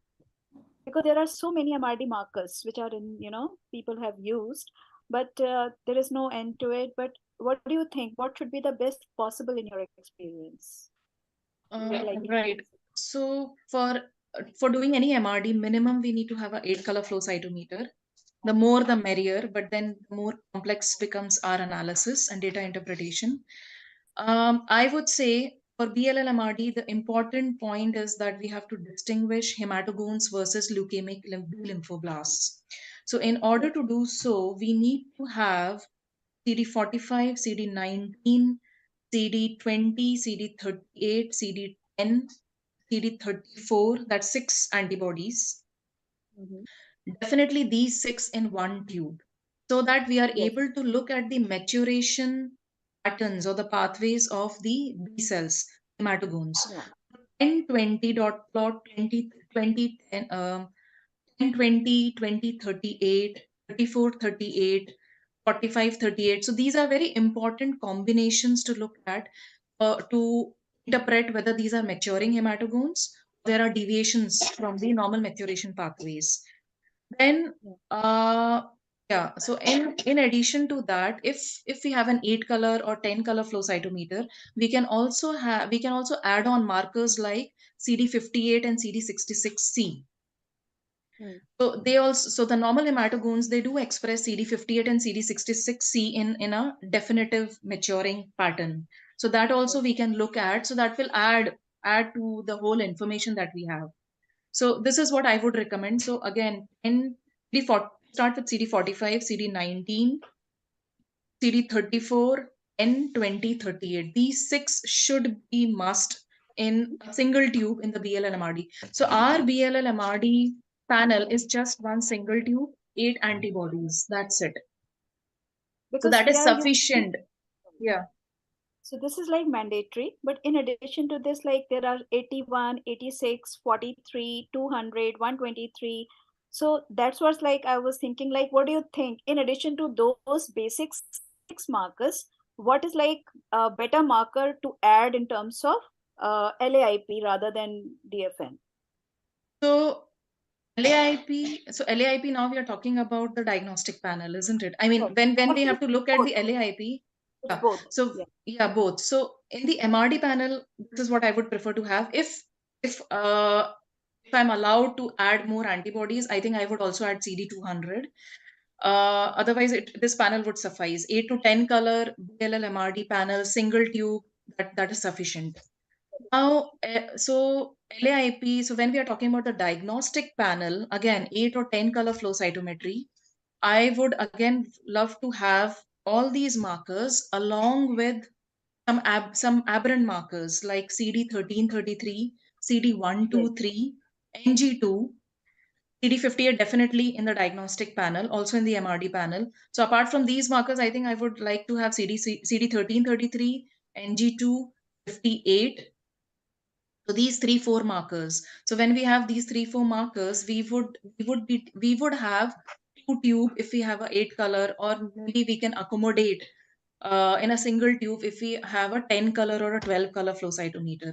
So because CD1333 is again informative when it comes to 922, it's a good predictor value. Of course, we understand that it would be confirmed by reflex testing. NG2 again is a very good predictor for KMT2A prognostic perspective. Then CD123 is often aberrantly expressed in BALLs. So I think it's good to have these markers. CD34, 38 is definitely we are going to have them in order to identify the leukemic stem cells and the maturing pathways. So I think these are the set of markers as of now that I would prefer to have them in the diagnostic panel and the set of markers in the MRD panel. So we have the full diagnostic information. In addition to diagnostic information, we have some predictive markers for genotype prediction, on the basis of which we can alert the clinical team and do some reflex testing. And then this would also help as LAIP phenotype at the time of MRD analysis. So I think this would suffice for all the purposes. Even combination of 38, 58 really helps a lot. Yes, like yeah. 58 dimmer and 58 brighter. But Yes. I've seen like at times in the blast, even 58 is not that great. It's like cannot be used as a definitive, yes, as a very definitive MRD marker. Yes. Sometimes it can be very dimly expressed. So therefore, in flow, I mean, these are the limitations. No single marker is diagnostic. No single marker is, it has to be a combination of all these markers. And when it comes to MRD, it's the key is to identify the maturing patterns. If you're able to identify and that is in sync with your maturing pathways, then we are dealing with normal MRD negative samples. If not, then we are dealing with MRD positive samples. Thank you. I think other people must be really waiting for their turn. So I'll see. Like, I think let's go ahead. If there is a time allowed, I can ask my rest of. We'll just finish it one round. We'll come back to you. Sure. Thank you. Dr. Akshay, your question, please. Well, thank you for the great talk, ma'am. My question is regarding MPAL. Do you follow any cut? Like we are having quite a few cases where we are getting 80% clone, which is myeloid blast, expressing MPU and all the myeloid antigens. But then again, we are having a 0.05% population, which is expressing cytoplasmic CD3. And in such cases, do you label it as MPAL or do you label it as AML? And then in the footnote, you just mentioned that you have got a very small clone of another lineage. Right. So one thing you mentioned, suppose we have a clear-cut expanded myeloid blast population. So that's clear. There is a myeloid leukemia going on. Now the other population that you mentioned, it's very tiny, say less than 1%. And that is expressing cytoplasmic CD3. So that is also expressing other markers. I mean, they are T lymphoblast. Phenotypically, it's consistent with T lymphoblast. Okay. Okay. So and they look abnormal. Are we able to identify them as abnormal or normal? Definitely. They are basically whole cluster of myeloblasts, which is positive for 34117 and MPO. 0.05% part of that cluster is also expressing cytoplasmic CD3. I see. Okay. So then we should definitely comment on that. We should not ignore it. Because, yeah, we should definitely comment on that. Because we don't know if that clone expands later. So right now, if we only mention about the AML, the patient would get treated for AML. And what if after one induction or first consolidation, if that clone expands, the T leukemia clone, the T leukemic clone expands. So we had a couple of such cases, I think, in the last 2 years, where one case. So by morphology, blasts were just 1 or 2%. They were clearly less than 5%, but there was a lot of eosinophilia. And this patient was generally feeling unwell. That's it. And with some just less hemoglobin. And now when we did the flow, we identified a very tiny population, less than 1% myeloid blasts. And of course, there was increased eosinophilic population. See, identifying eosinophils is I would not say easy, but is doable by flow. But to comment on their normalcy or whether they are normal or abnormal is very difficult, right? So we can only say eosinophils are increased by flow. So in this case, we identified less than 1% myeloid blast, but they look phenotypically abnormal. I think what you are saying, just less than 1%, similar to what you're saying, 0.08% or something like that. So we did describe this tiny population with full phenotype. And after 6 months, that patient evolved into AML with inversion 16. Ma'am, It is. Please continue. No, you shoot your question if you have any. No, ma'am. Are we going to label it as MPAL directly? It's a myeloid T myeloid, or we are going to label it AML and then mention it? If is going to eat the T clone as well? Right. So I would suggest not to say MPAL right now. I would suggest to definitely document it, to comment on the flow report. I would not prefer to label it as MPAL right now. But I think this less than 1% population with T leukemia phenotype, T cell leukemia phenotype. I would like to document it in the flow report. Definitely. So I would like to ask Dr. Amit Khurana, how would you interpret such cases in your clinical practice? So we have a full blown AML. We have a full blown AML, say 70-80% myeloid blast, and apart from this population, we have a very small, less than 1% T lymphoblast population being identified in flow. This you may, yeah. So how do you interpret this? So we will consider it as AML only and treat as AML. Okay. Yeah, that's That's good to know. Absolutely. Right. But a close follow-up is mandatory, I think. Yes, yeah, exactly. And Akshay, I just want to let you know, so when we come across such tiny abnormal populations, whether it's acute leukemia or LPDs, in any of these heme malignancies, we should document on the flow report. And as Amrita ma'am has rightly said, we need to keep a close follow-up on these samples, when they come to you for MRD. So we should be looking for that minute T cell clone also, minute T leukemic clone also, whether it's there, not there, or whether it is evolving, it is expanding. So in such a case, when it comes to us for MRD follow-up, we would perform both the MRDs, AML MRD and the TLL MRD, just to make sure that we are not missing out. So that is why it is important to document for them, for the clinical team, just to let them know, and even for us, for our internal purposes. Okay, but then yeah, go ahead. Yeah, please go ahead. Are we having a clear-cut guideline when to call MPAL? Right. Yeah. So there is no clear-cut guideline when it comes to quantification. You know what I mean? So that you need to have 50% of this clone, this myeloid lineage or B lymphoid lineage. At least I'm not aware of such a guideline, neither in the WHO nor the other group, which are at loggerheads, which both of them are currently at loggerheads right now. So there is no quantitative guideline to MPAL, but yes, we know that there are lineage defining guidelines. There are definitely lineage defining guidelines. Another important thing here that I would like to add, sometimes we may not get complete answer from flow, but you may get definitive answer from the biopsy. What if the myeloid blasts are there 40-50% and even the T lymphoid blasts are like 10-20%, 20-30% on the trifine, they are getting highlighted. Then it becomes MPAL actually. Sometimes we may And not get complete answers on the flow. frequently, I mean, what we have seen that when we are doing flow, especially in AML, a small population of the same cluster also shows T markers, which when we have put T tube, they were not there. So now what we are doing that we see rest of the T markers. If there is no other T marker except this, surface and cytoplasmic CD3, then, but still we are putting, T tube just to make sure that we are not missing on any T markers on that myeloid blast population.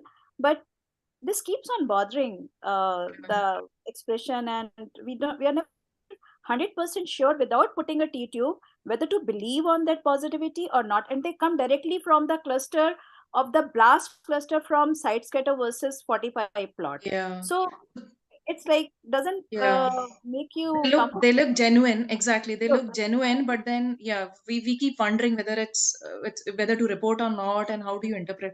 So actually when we come across such tiny populations, so I completely agree, the first step is we repeat the test to see whether we are able to replicate the same population or not.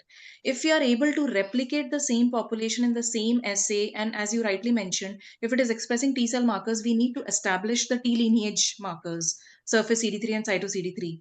If after all, after doing all these exercise, if it is still persistent, then definitely we know that we need to document it. I mean, it's there, it's genuine. But yeah, I think if we are getting this in a lot of cases, then I think this needs a larger investigation probably. Right. Thank you. Dr. Sachin, you have a question? You're muted. Dr. Sachin, you're muted. Monali, excellent talk. My question is related to the MDS. Means, as you have told, you are doing MDS routinely flow. So how is the correlation between your morphological flow findings and karyotypic findings, and on isolated diagnosis of MDS by flow? So how much in your lab your colleagues are comfortable to say MDS on flow? Right. So I think our lab is one of the very few labs in the UK who is doing an extensive MDS scoring. And it is a very extensive analysis. So we are all trained in reporting MDSs, in doing that analysis. We have an MDS scoring sheet. So I just want to, for the interest of the whole group, I'll quickly show you some slides about MDS, just to give you an idea how we are reporting it. So right now the correlation is good, I would say. So I have been collecting the data. I have been asked by the clinical team to collect the data again.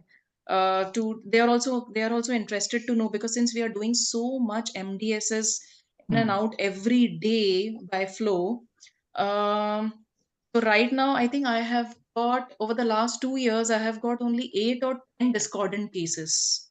Okay. The morphology and karyotype. We have done lots and lots. I mean, just to give you an idea, when I say lots, I don't have the exact number of MDS cases that we have done in a month or so right now at the top of my head. But on an average, out of 50 samples in a day, we get around 10 to 15 MDS patient samples that we flow. So that is our current workload for MDS by flow, around on an average 10 to 12 or 10 to 15 per day. So that I think it's quite a lot. And we do the scoring for MDS for newly diagnosed cases, suspected MDSs, pancytopenia, of course, acute leukemia and everything has been ruled out. So, and then it is never interpreted in isolation. That score is never interpreted in isolation. That is interpreted in conjunction with morphology. And then obviously these patients go on for reflex testing for conventional karyotyping and also SNP arrays. So Dr. Amit, if you allow me, can I quickly show 2-3 slides about the MDS scoring by flow? Please go ahead. Yeah. Yes.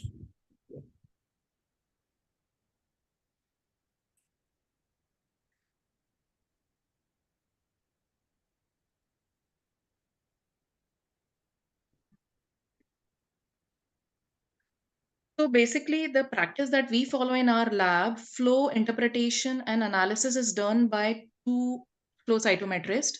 So the first one does a first check, and there is and the second flow cytometry, a senior flow cytometrist does the second check. If there is discordance between the first check and the second check, then the case goes to a third analysis. This is to streamline the reporting and to minimize errors in reporting. Yes, so when we deal with this MDS flow,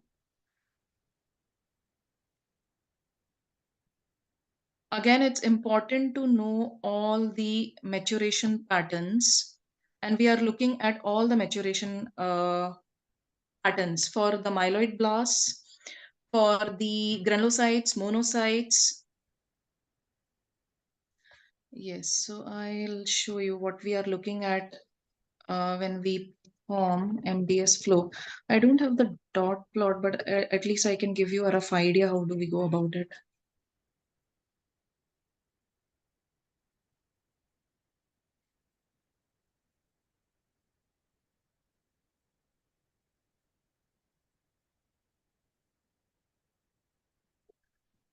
Yes, so again, when we are looking at MDS, so our MDS panel is the same as the 5-tube AML panel that I showed you.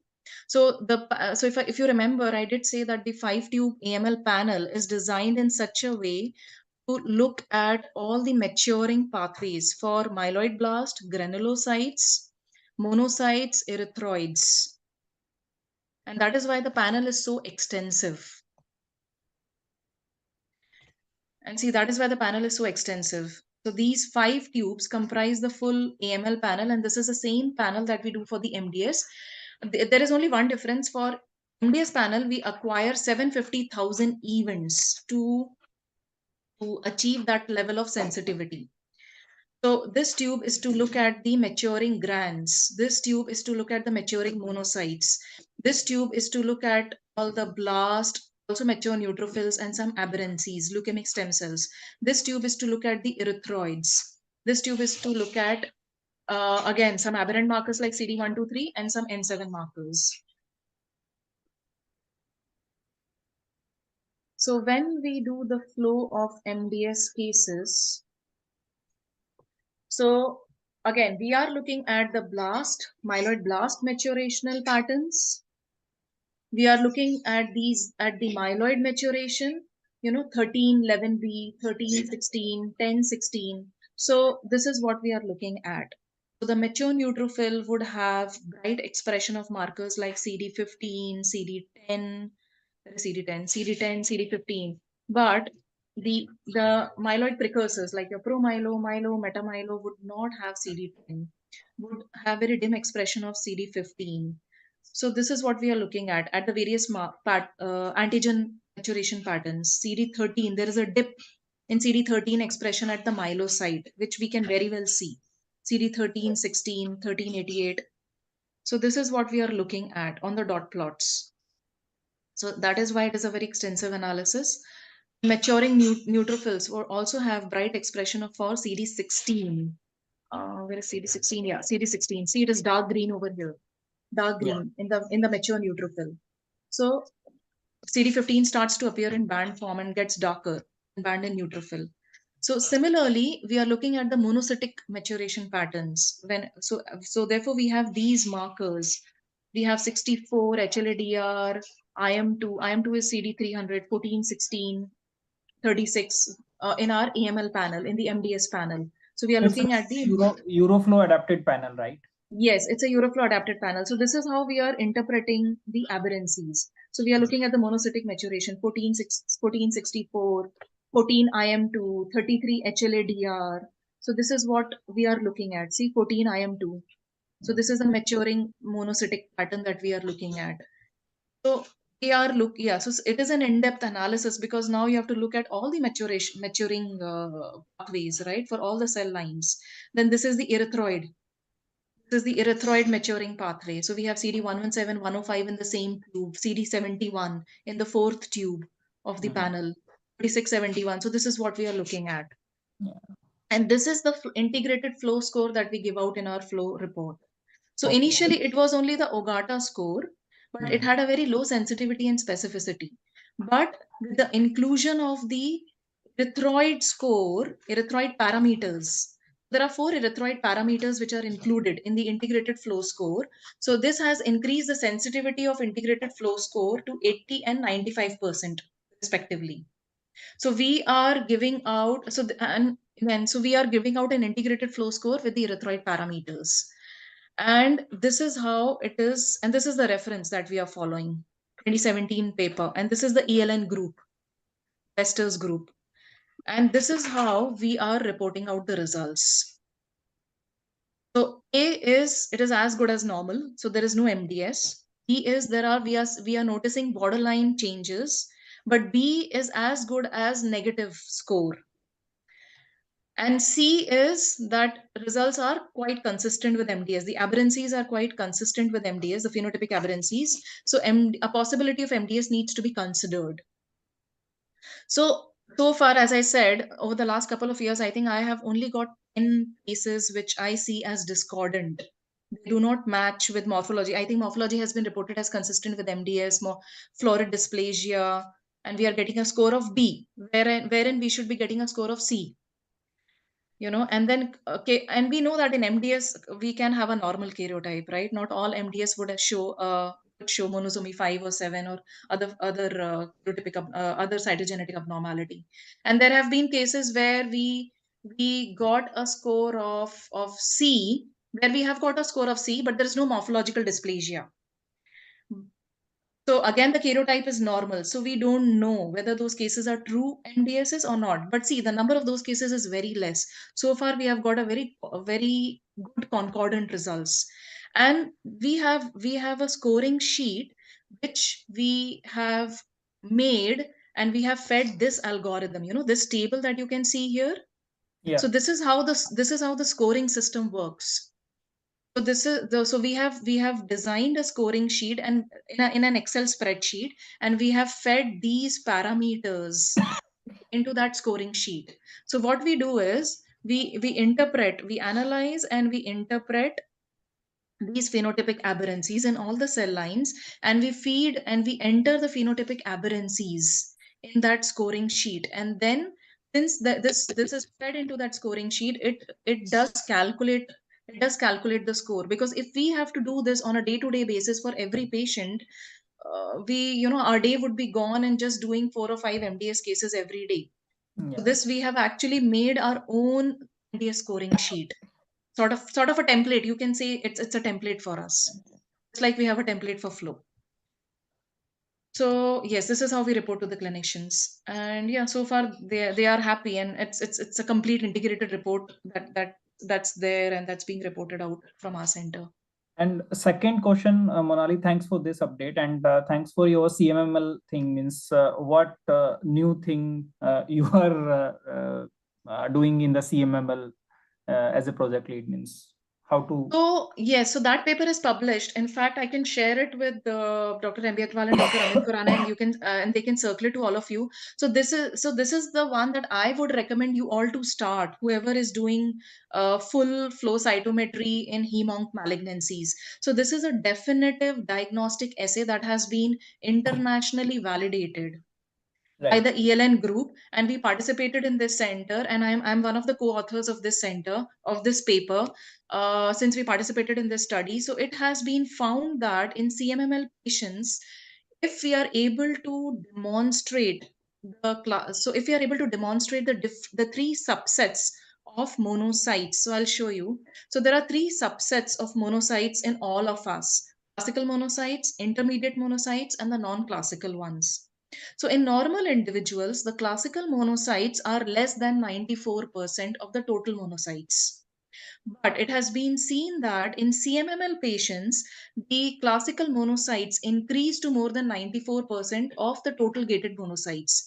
And this distinguishes CMML from other causes of reactive monocytosis. So in this study, which is internationally validated across UK and Europe, has found that it has a sensitivity of 90.4%. In fact, in the current paper, which is published in November 2021, it's more than 90%. It's 94 or 95%, and it has a very good specificity, close to 100%. So the European group, the ELN group, have already established this assay for CMML. We are in the process of establishing this assay, and we would be soon rolling out this assay by the end of this year. And it is a very simple assay to perform in the flow lab, single tube, all surface markers, no cytoplasmic staining, all surface staining, single tube. What you need to have is CD45, CD45, CD19, CD7, CD56, CD14, and CD16. In fact, not even 8 color, 6 color. That's it. So CD45 panleukocyte marker, we know. CD19 to isolate the B lymphocytes, CD7 to isolate or to exclude, not isolate, I would say exclude. So they have followed the exclusion gating strategy. CD19 to exclude B lymphocytes, CD7 to exclude T lymphocytes, CD56 to exclude NK cells. Now, after we have excluded this B, T, and NKs, we focus on the monocytes. And now monocytes are gated on CD45 side scatter. And then we have the 14 and 16 dot plot. And there is one more marker that they have included, CD24. That is to exclude B lymphocytes and granulocytes. So that is the whole panel. That's it. And all surface markers. So now we have dot plots 14 and 16. So the monocytic population, which is bright CD14, don't have CD16. They are the classical monocytes. Now these monocytes sitting in the middle, which have started to lose CD14, or rather I should say they have started to acquire CD16 intermediate. Now these ones which have lost CD14 but are brightest for CD16, they are the non-classical ones. Classical, intermediate, non-classical one. Now in the CMML cases, patients, what has been seen that the classical monocyte percentage shoots up or is more than 94%. So that means, so this is very, very likely that this patient has a CMML. Of course, we know that this, you would see the morphology, and this would go for cytogenetics and molecular testing or whole genome sequencing, whatever. But yeah, so this is sort of a screening cum diagnostic tube, which has a very good sensitivity and specificity. And so I can show you. So this slide, so this is how in a normal patient, or sorry, in a normal individual, this is how the monocyte subsets would look like on 14-16.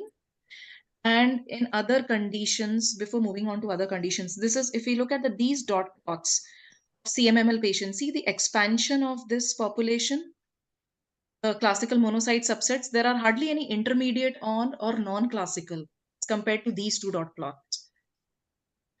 This is taken from the normal individuals. So these dot plots here, quantification of the classical monocyte subset is more than 94%. So please remember, this quantification should come from the total gated monocytes. And other conditions, meaning to say reactive conditions, viral infections, and those inflammatory conditions, there you would have increase in the intermediate and non-intermediate. And because since these two are expanded, this component, the classical ones, goes down. So in the other conditions, the classical monocyte is less than 94%. So the advantage of flow is, because you may not always have the CMML morphology clear on the the aspirate or on the peripheral blood sample. That is a challenge with CMML. Also, there is no specific diagnostic cytogenetic or molecular marker for CMML. 60% cases of CMML have normal cytogenetic and molecular results. Then you are completely depending on the morphology. What if the morphology don't show you dysplastic monocytes? It's not consistent with CMML. But clinically, there's a strong clinical suspicion for CMML. So then flow will give you the diagnosis. If we can demonstrate, if we can show that the classical monocyte subset is more than 94%, it is very likely CMML with that sensitivity and specificity, of more than 90%. And also, just to add one more thing to this essay has also been found to be useful to monitor such CMML patients. So these CMML patients, when they are put on hypomethylating agents, if you run those patient samples when they are being on hypomethylating agents, it has been seen that the percentage of classical monocyte subset goes down. That means they are responding to the treatment. So it in future, once it is rolled out, it is established as a diagnostic assay in the diagnostic flow labs, it would be used to monitor the CMML patients, they how well they are responding to the therapy. So we are currently validating this assay, and in next 6 months we are hoping that our validation would be complete. We have added few more markers basically, but the principle is the same, and that is why we are doing a mini validation. So in the next 6 months it would be complete, and then we would roll out this assay to our clinical team on a day-to-day diagnostic service. Thanks, Monali. We have also done, a few CML patient. I have the Euroflow second monocytic tube and CD56. So what we have seen in CML, CD56 in the monocytes, quite common. It is there. Aberrant marker expression. Yes. Yeah. Thank you. Yeah. We have some. Thank you, Dr. Sachin. We have some questions coming up from the audience. Very quick questions. Dr. Babita Sodi wants to know that patient, whether CD38 or CD138, which marker is more specific to plasma cells? Okay, so I would say both should be used as a gating marker, CD138 and 38. See, the CD38, I would, if you ask me an MCQ question, if I have to tick box, I would say CD38. Sorry, actually, I would say CD138, because CD38 is also expressed on hematogones, leukemic stems, some of the leukemic stem cells, not all, and even other cells. Reactive T lymphocytes can also express CD38. The normal B lymphocytes, when they get activated, they can also express CD38, and even otherwise. So I would say if I have to tick box, it is CD138. But for gating purposes, please use both CD138 and 38. Yeah. Thank you. Dr. Vinayak Chikodi has asked, what exactly is quantitative flow cytometry? Quantitative flow cytometry. So this is qualitative and quantitative flow cytometry. Qualitative, we know that we are giving out a diagnosis: AML, ALL, LPL, follicular lymphoma, mantle cell. Quantitative. So you can say this is semi-quantitative. I think your question is it with respect to absolute counting, like MBL, when we are enumerating monoclonal B cell lymphocytosis? So that's pure, or that's quantitative flow cytometry, because we are giving absolute numbers of clonal B cells based on which an MBL diagnosis is made. Again, CD4 and 8 absolute numbers in an HIV patient. So that's quantitative flow cytometry. Even this, I would say this is quantitative, because you are letting the clinical team know that, look, there are 80% blast, or there are 10% clonal B cells, LPL clone, whatever, HCL clone. So this is also quantitative. Thank you. Dr. Shwe has asked, which fluorochrome should be used for TDT? Which fluorochrome should be? So TDT is a cytoplasmic marker. It is a nuclear staining. So I think DACO TDT works well. I'm sure the others can also share their experience. So I would suggest to have TDT with a slightly more brighter fluorochrome, not with FITC. I think with, say, PE, not very bright fluorochrome also, like the red channel fluorochromes, like APC and all. I think I would prefer to have TDT with a brighter fluorochrome, like EE or some Pacific blue, but not very, very, very bright, in between, not very dim, not very bright, because it's a nuclear stain. So I would like to have it in between. The emission and the emission spectra, I would like to have it in between. Otherwise, we might having a tangent scatter or a false highs or a false positivity. Well, Dr. Thanda want to ask is from Myanmar. How would you differentiate mixed phenotypic leukemia and aberrant expression in resource-limited setting?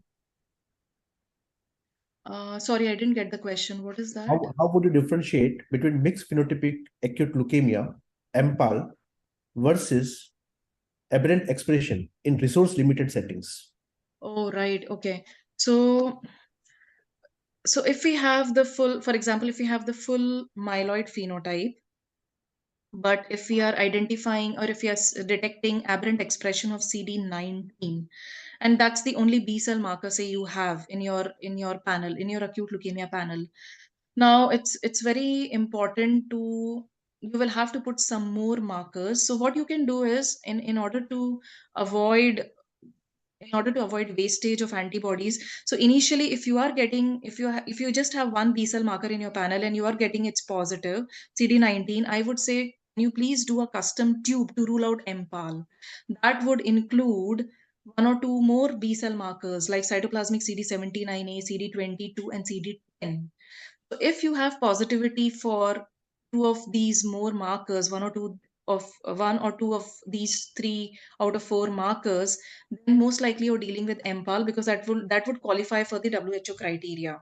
So I mean, in resource limited setting where we cannot afford to throw such extensive panels, this is how I would approach. If I see an aberrant expression of a lineage defining marker by the blast population, I would do a custom tube, adding on those B cell markers to rule out MPAL. Does that make sense?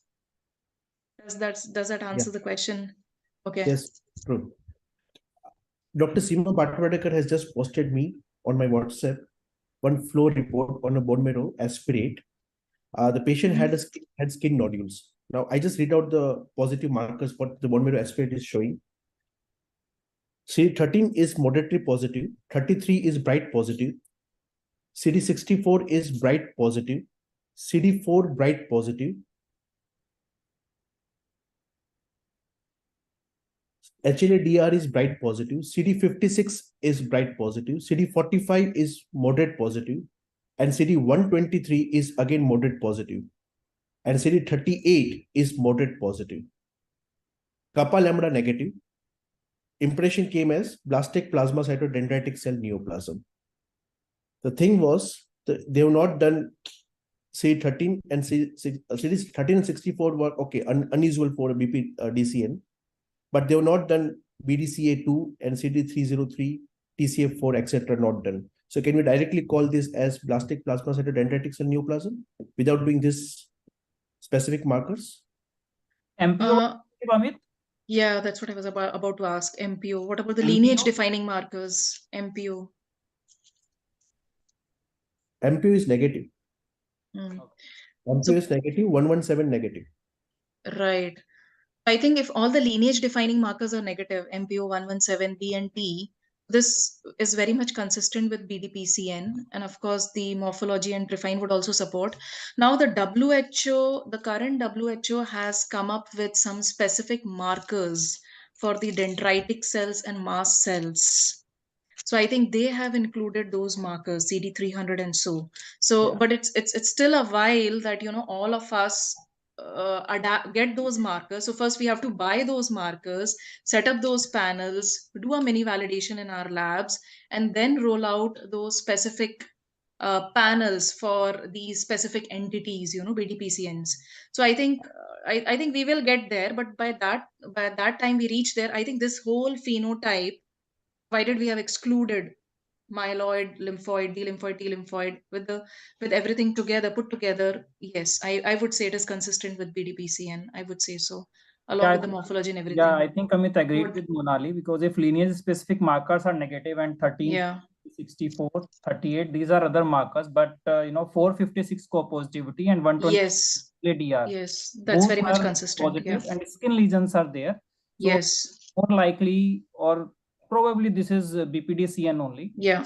Even if that marker 200 something and that all markers, even if you are a busy lab, then also it's not easy to build that inventory. If Exactly.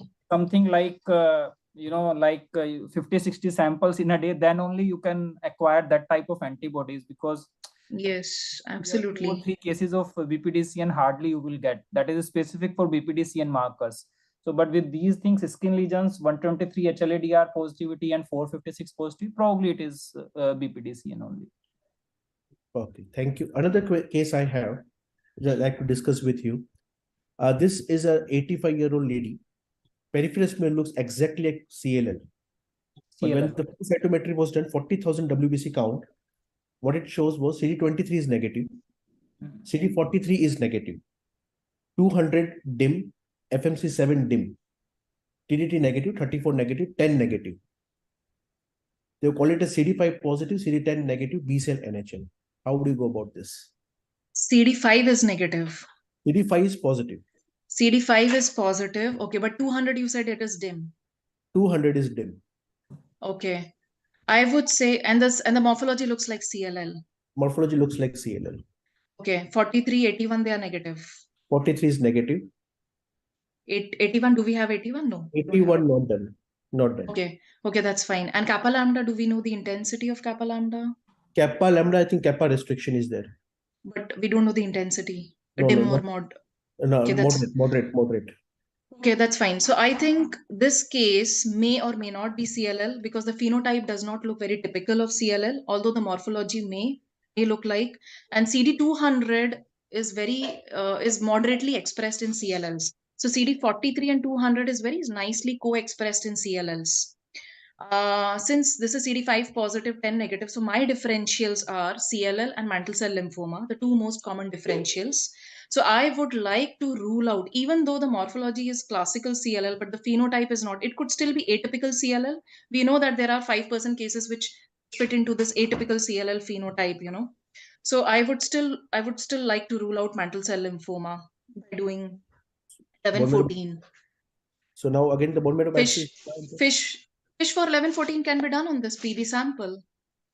Mantle cell lymphoma can be ruled out because CD200 is a very good marker to distinguish CLL and mantle cell lymphoma. In CLL, as I said, CLL is moderately expressed. Hairy cell leukemia express CD200 very brightly. So brightest CD200, hairy cell leukemia with the other markers, with the other phenotype. CLL 43, 200, very good co-expression. Mantle cell lymphoma, 95 to 97% of your mantle cell lymphoma will not have CD200 expression. But here it is dim. So there are 2 to 3% mantle cell lymphomas which can have this CD200 expression. So morphology is looking like CLL, but the phenotype is not typical of CLL. So we have these two differentials, which I would like to rule out first. Are we dealing with atypical CLL or are we dealing with mantle cell lymphoma? So I would like to reflex for fish for translocation 1114. It can be very well done on peripheral blood. No, If it is not, yeah, I think on the trifine. If it comes as to be negative, translocation 1114 fish is negative, then what? How should we go? Then I think I would like to send it for fish for CLL panel, and I would call it as atypical CLL. The CLL phenotype is not typical. I would call it as atypical CLL, and would send it for fish for CLL panel for P53 for P53 mutation particularly. So Amit, as the Monali has said, CD5 positive, 10 negative BNSL. If it is a small B cell, small lymphoid, so obviously the differentials are CLL, atypical CLL, and this mantle cell. Yeah. So 23 is negative. So classical CLL has been ruled out. But generally in the CLL 243 will come very much quite. Yes, exactly. Co-expression, yes. With 5. And 200 rarely it is coming in mantle cell. So in this case, the very important thing will be the intensity of CD20, because CD20 intensity, CLL will come dim, but yes, mantle cell will become bright. So have bright, yeah. For the CD20 intensity. CD20 index is moderate, they So mentioned. As compared to if 19. CD20, if they have written moderate, that's Moderate. more little bit against the CLL, but the trisomy Trisomy 13. of CLL has shown Yeah. the bright positivity in CLL for CD20 if they are trisomy. Okay, so that can happen. Few other markers, if they have mentioned about 79B, because 79B generally is negative in CLL, but that's a positive in mantle cell. Yeah. 17B is again dim. Yeah, it's a dim, so then then it can happen. It can happen in can CLL happen in also. both. But if they have written 79B negative, then it is yes, it's the mantle cell.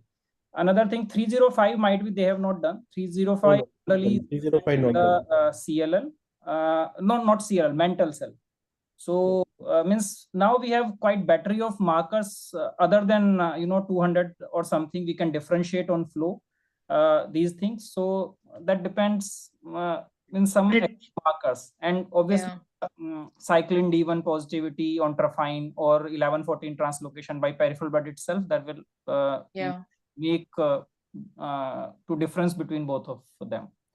But obviously the two differentials are here, atypical CLL and mantle cell. Yeah, these two. Yeah, and if the bone marrow is not possible, I would suggest just go for fish for 1114 on the peripheral blood. That should suffice. There is one more specific marker that has come up for CLL in the WHO. I think it is LEF1. Yeah, LEF1. LEF1. That is again a very specific marker that clinches the diagnosis of CLL. That is available as an IHC marker, not as a flow marker. Yeah. So yeah, so it's good to have those markers in the diagnostic setup. Thank you. I finished all the questions from the chat box. Anybody has any other question? So Dr. Amit, I just want to show that paper again for the interest of the group. I'll just quickly share my screen. The CMML one. I'm just sort of pushing you guys or just encouraging you if you can start in your flow labs. It's a very neat essay, and I'm sure it would help the patients and our clinical teams. So I just quickly want to show you this paper. I found it extremely interesting and very much doable. So are you able to see my screen? Yeah, we are able to see. So this is the paper, which was published in December 2021. So this is the ELN International MDS Flow Working Group regarding the validation of this monocyte assay for CMML by flow. So this is a very nice paper, and they have concluded this. And here they have used all sorts of samples, peripheral blood, bone marrow. So this cutoff of 94% is validated internationally, and it is validated on both bone marrow and peripheral blood samples with high sensitivity and specificity. So that's not an issue. I can share this paper. I did share this paper with Sir Agrawal sir. I can email this to Kalpesh and Agrawal sir again, and yeah, if you would like, you can circulate this paper, and on the basis of this, you guys would be able to set up this essay and validate this essay. We are doing it actually as a part of one of our DNB hematology student fantastic. dissertation. Yeah, great, fantastic. And it's working well. Yeah, it works fantastic. Yeah. So I found this very, very rewarding sort of a thing, in flow. You have a neat diagnostic essay, very simple essay to set up. And yeah, it gives good results actually. And monos can be really troublesome at times. They just take your, heart level. Exactly. And this is also useful when we have a patient with a suspicion of CMML, but we don't have monocytosis. You know what I mean? We have, say, 8-10% borderline monocyte count, 6-7%. But by flow, if we are able to demonstrate that classical monocytes are more than 94%, even with that borderline monocyte count, then we have the diagnosis. I mean, we don't have to wait till the patient gets worse or till the patient has full-blown CMML disease. So early treatment can be initiated for better quality of life. So it's really rewarding.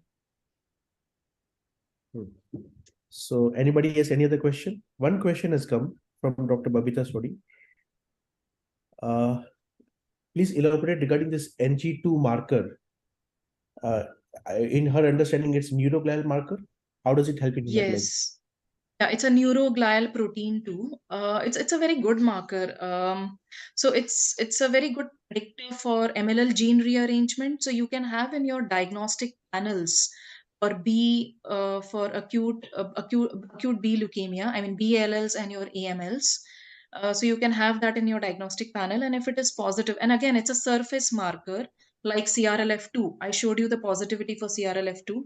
NG2 is also a very good surface marker with no ambiguity when it comes to interpreting its positivity or negativity.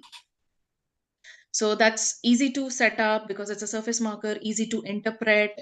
There's no ambiguity in that. It has a good predictor value for KMT2A gene rearrangement, and also for CNS leukemia. You can also predict that these patients have a high propensity have CNS infiltration by the blasts, both BLL and EML. So because of the pathogenesis involved. So I would prefer to have that in my BLL and AML diagnostic panel. So as to give more information apart from diagnosis to the clinical team. So actually I would, yeah, so good that you brought this question up. Whenever we have NG2 expression in our cases, we do alert the clinical team, because it signifies a bad prognosis. It's like a red alert. It literally is like a red alert in our lab. Apart from APMLs and other things, we do alert the clinician, look, this BLL or this AML has NG2 expression, so likely to have MLL. And also we alert the cytogenetic and the molecular team for fish panel for MLL and the PCR for KMT2A. Basically those samples get prioritized. Yeah, in our lab also means we are using NG2, and whenever we have got means I don't remember a single case whenever we have got the NG2 positive and MLL translocane has not come positive. So always correlation concordances of almost 100%. Yes. MLL. And in fact, we will tell our clinician whenever you are getting, we are getting NG2, so do all the variants of MLL translocations, because yes, it will cover only one or two aspects of MLL translocation.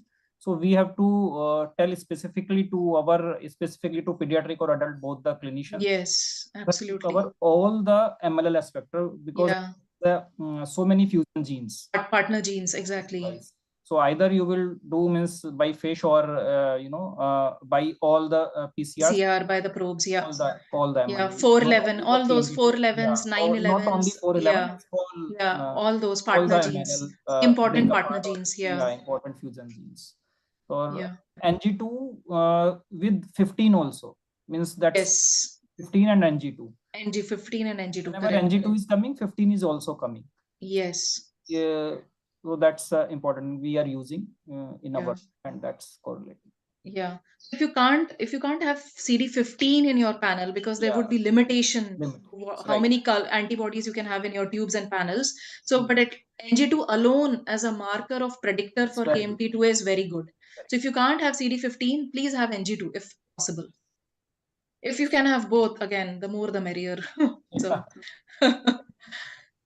Dr. Sachin, on that note, I think you should publish your data. You should definitely publish your data for NG2.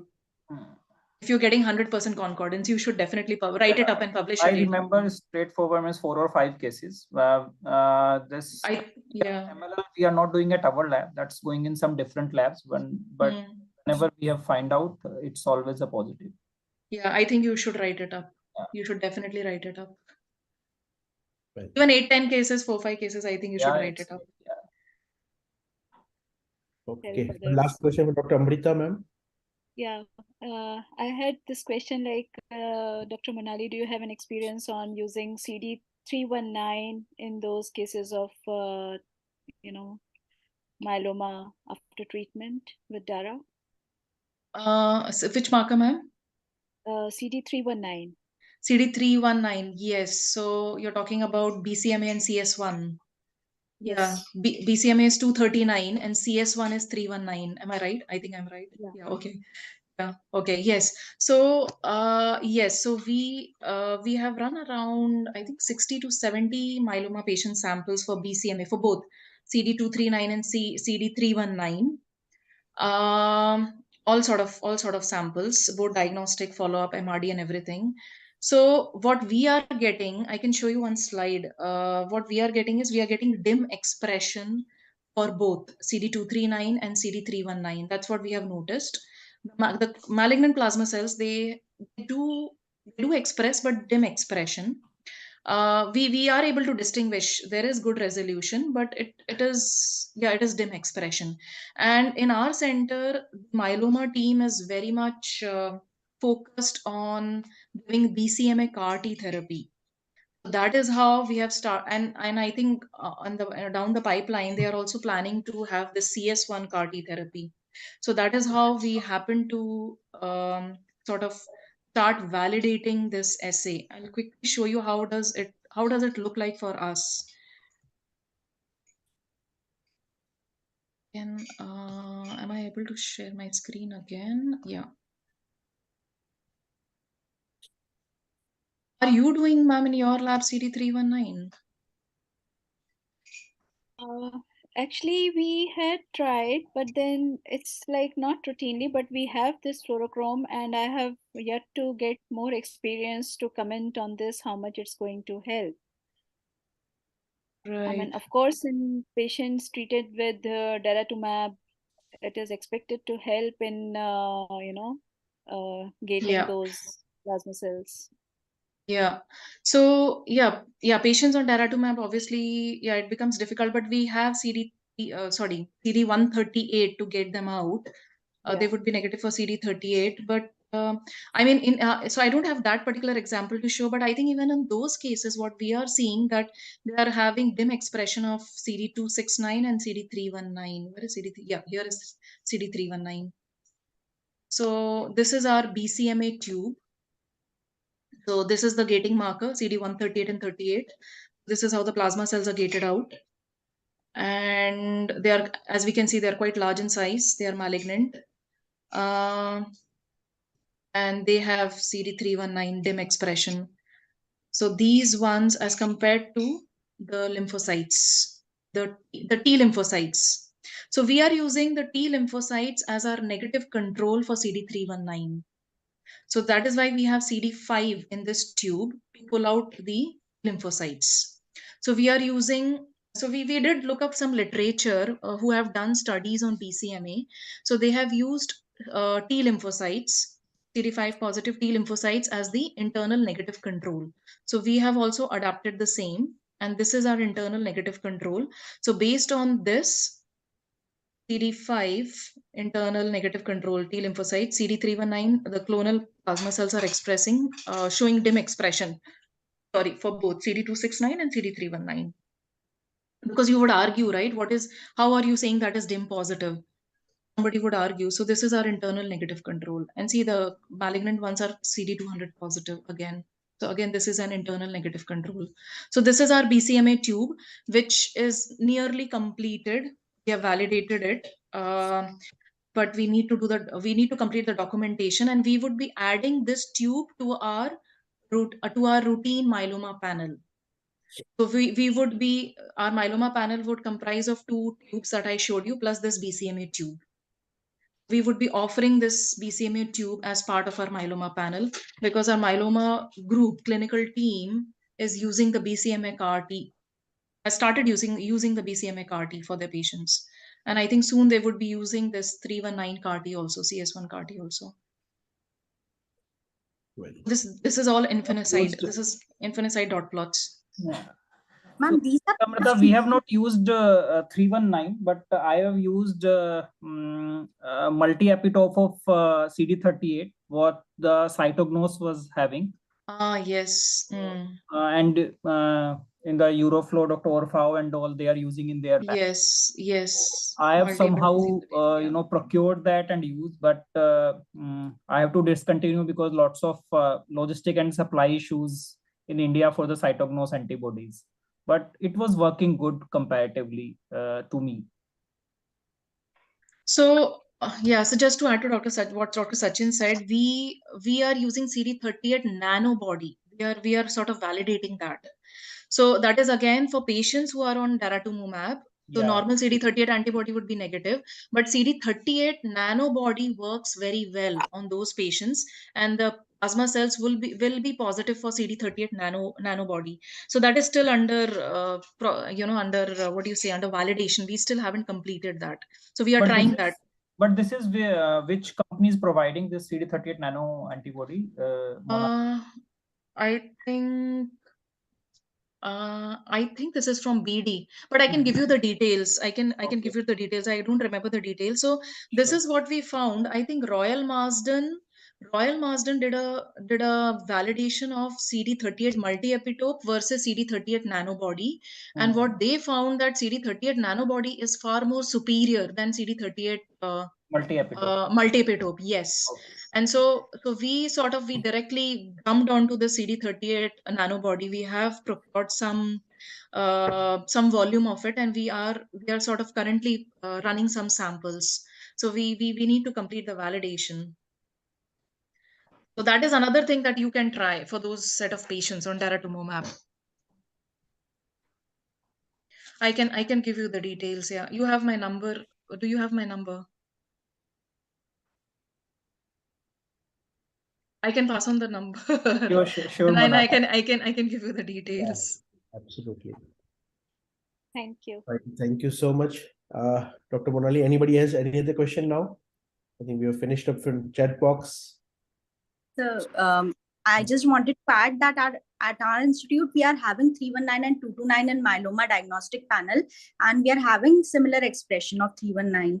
229, Okay. although dimmer side, but 319 we are having sometimes dim expression and sometimes moderate expression. Okay, that's good to know. So we are doing right. Whatever we are doing is right in the lab as of now. Okay, thanks. That's really good to know. Fine. So anybody else? Okay. So in that case, ma'am, thank you so much for a wonderful lecture. And what Thank you so much. Yeah, what an extensive discussion. Lot of interaction. Lot of interaction. Very fruitful. Because I think this is the best discussion till now. I think so. Wonderful discussion, extensive discussion. Wonderful. Well, I now hand over to Zydus Pharmaceuticals for the final vote of thanks. Dr. Suyash, Thank you, sir. On behalf of Zydus Life Sciences, I would like to thank Dr. Monali Gupta, ma'am, for excellent session. I would also like to thank MHG for the opportunity, and I would like to thank Dr. Amit Khurana, sir, for excellent moderation. Thank you. Good day, everyone. Thank you so much. Thank you so much, everyone. Thank you, Dr. Thank Sachin. you, everyone. Thanks, Amit. Thank you. Ali. Thanks, Thank you, Thanks, everyone. everyone. Thank you. Bye. It was good to see you all after a long time. Yeah. Thank you. Have a good day. You too. Thank you.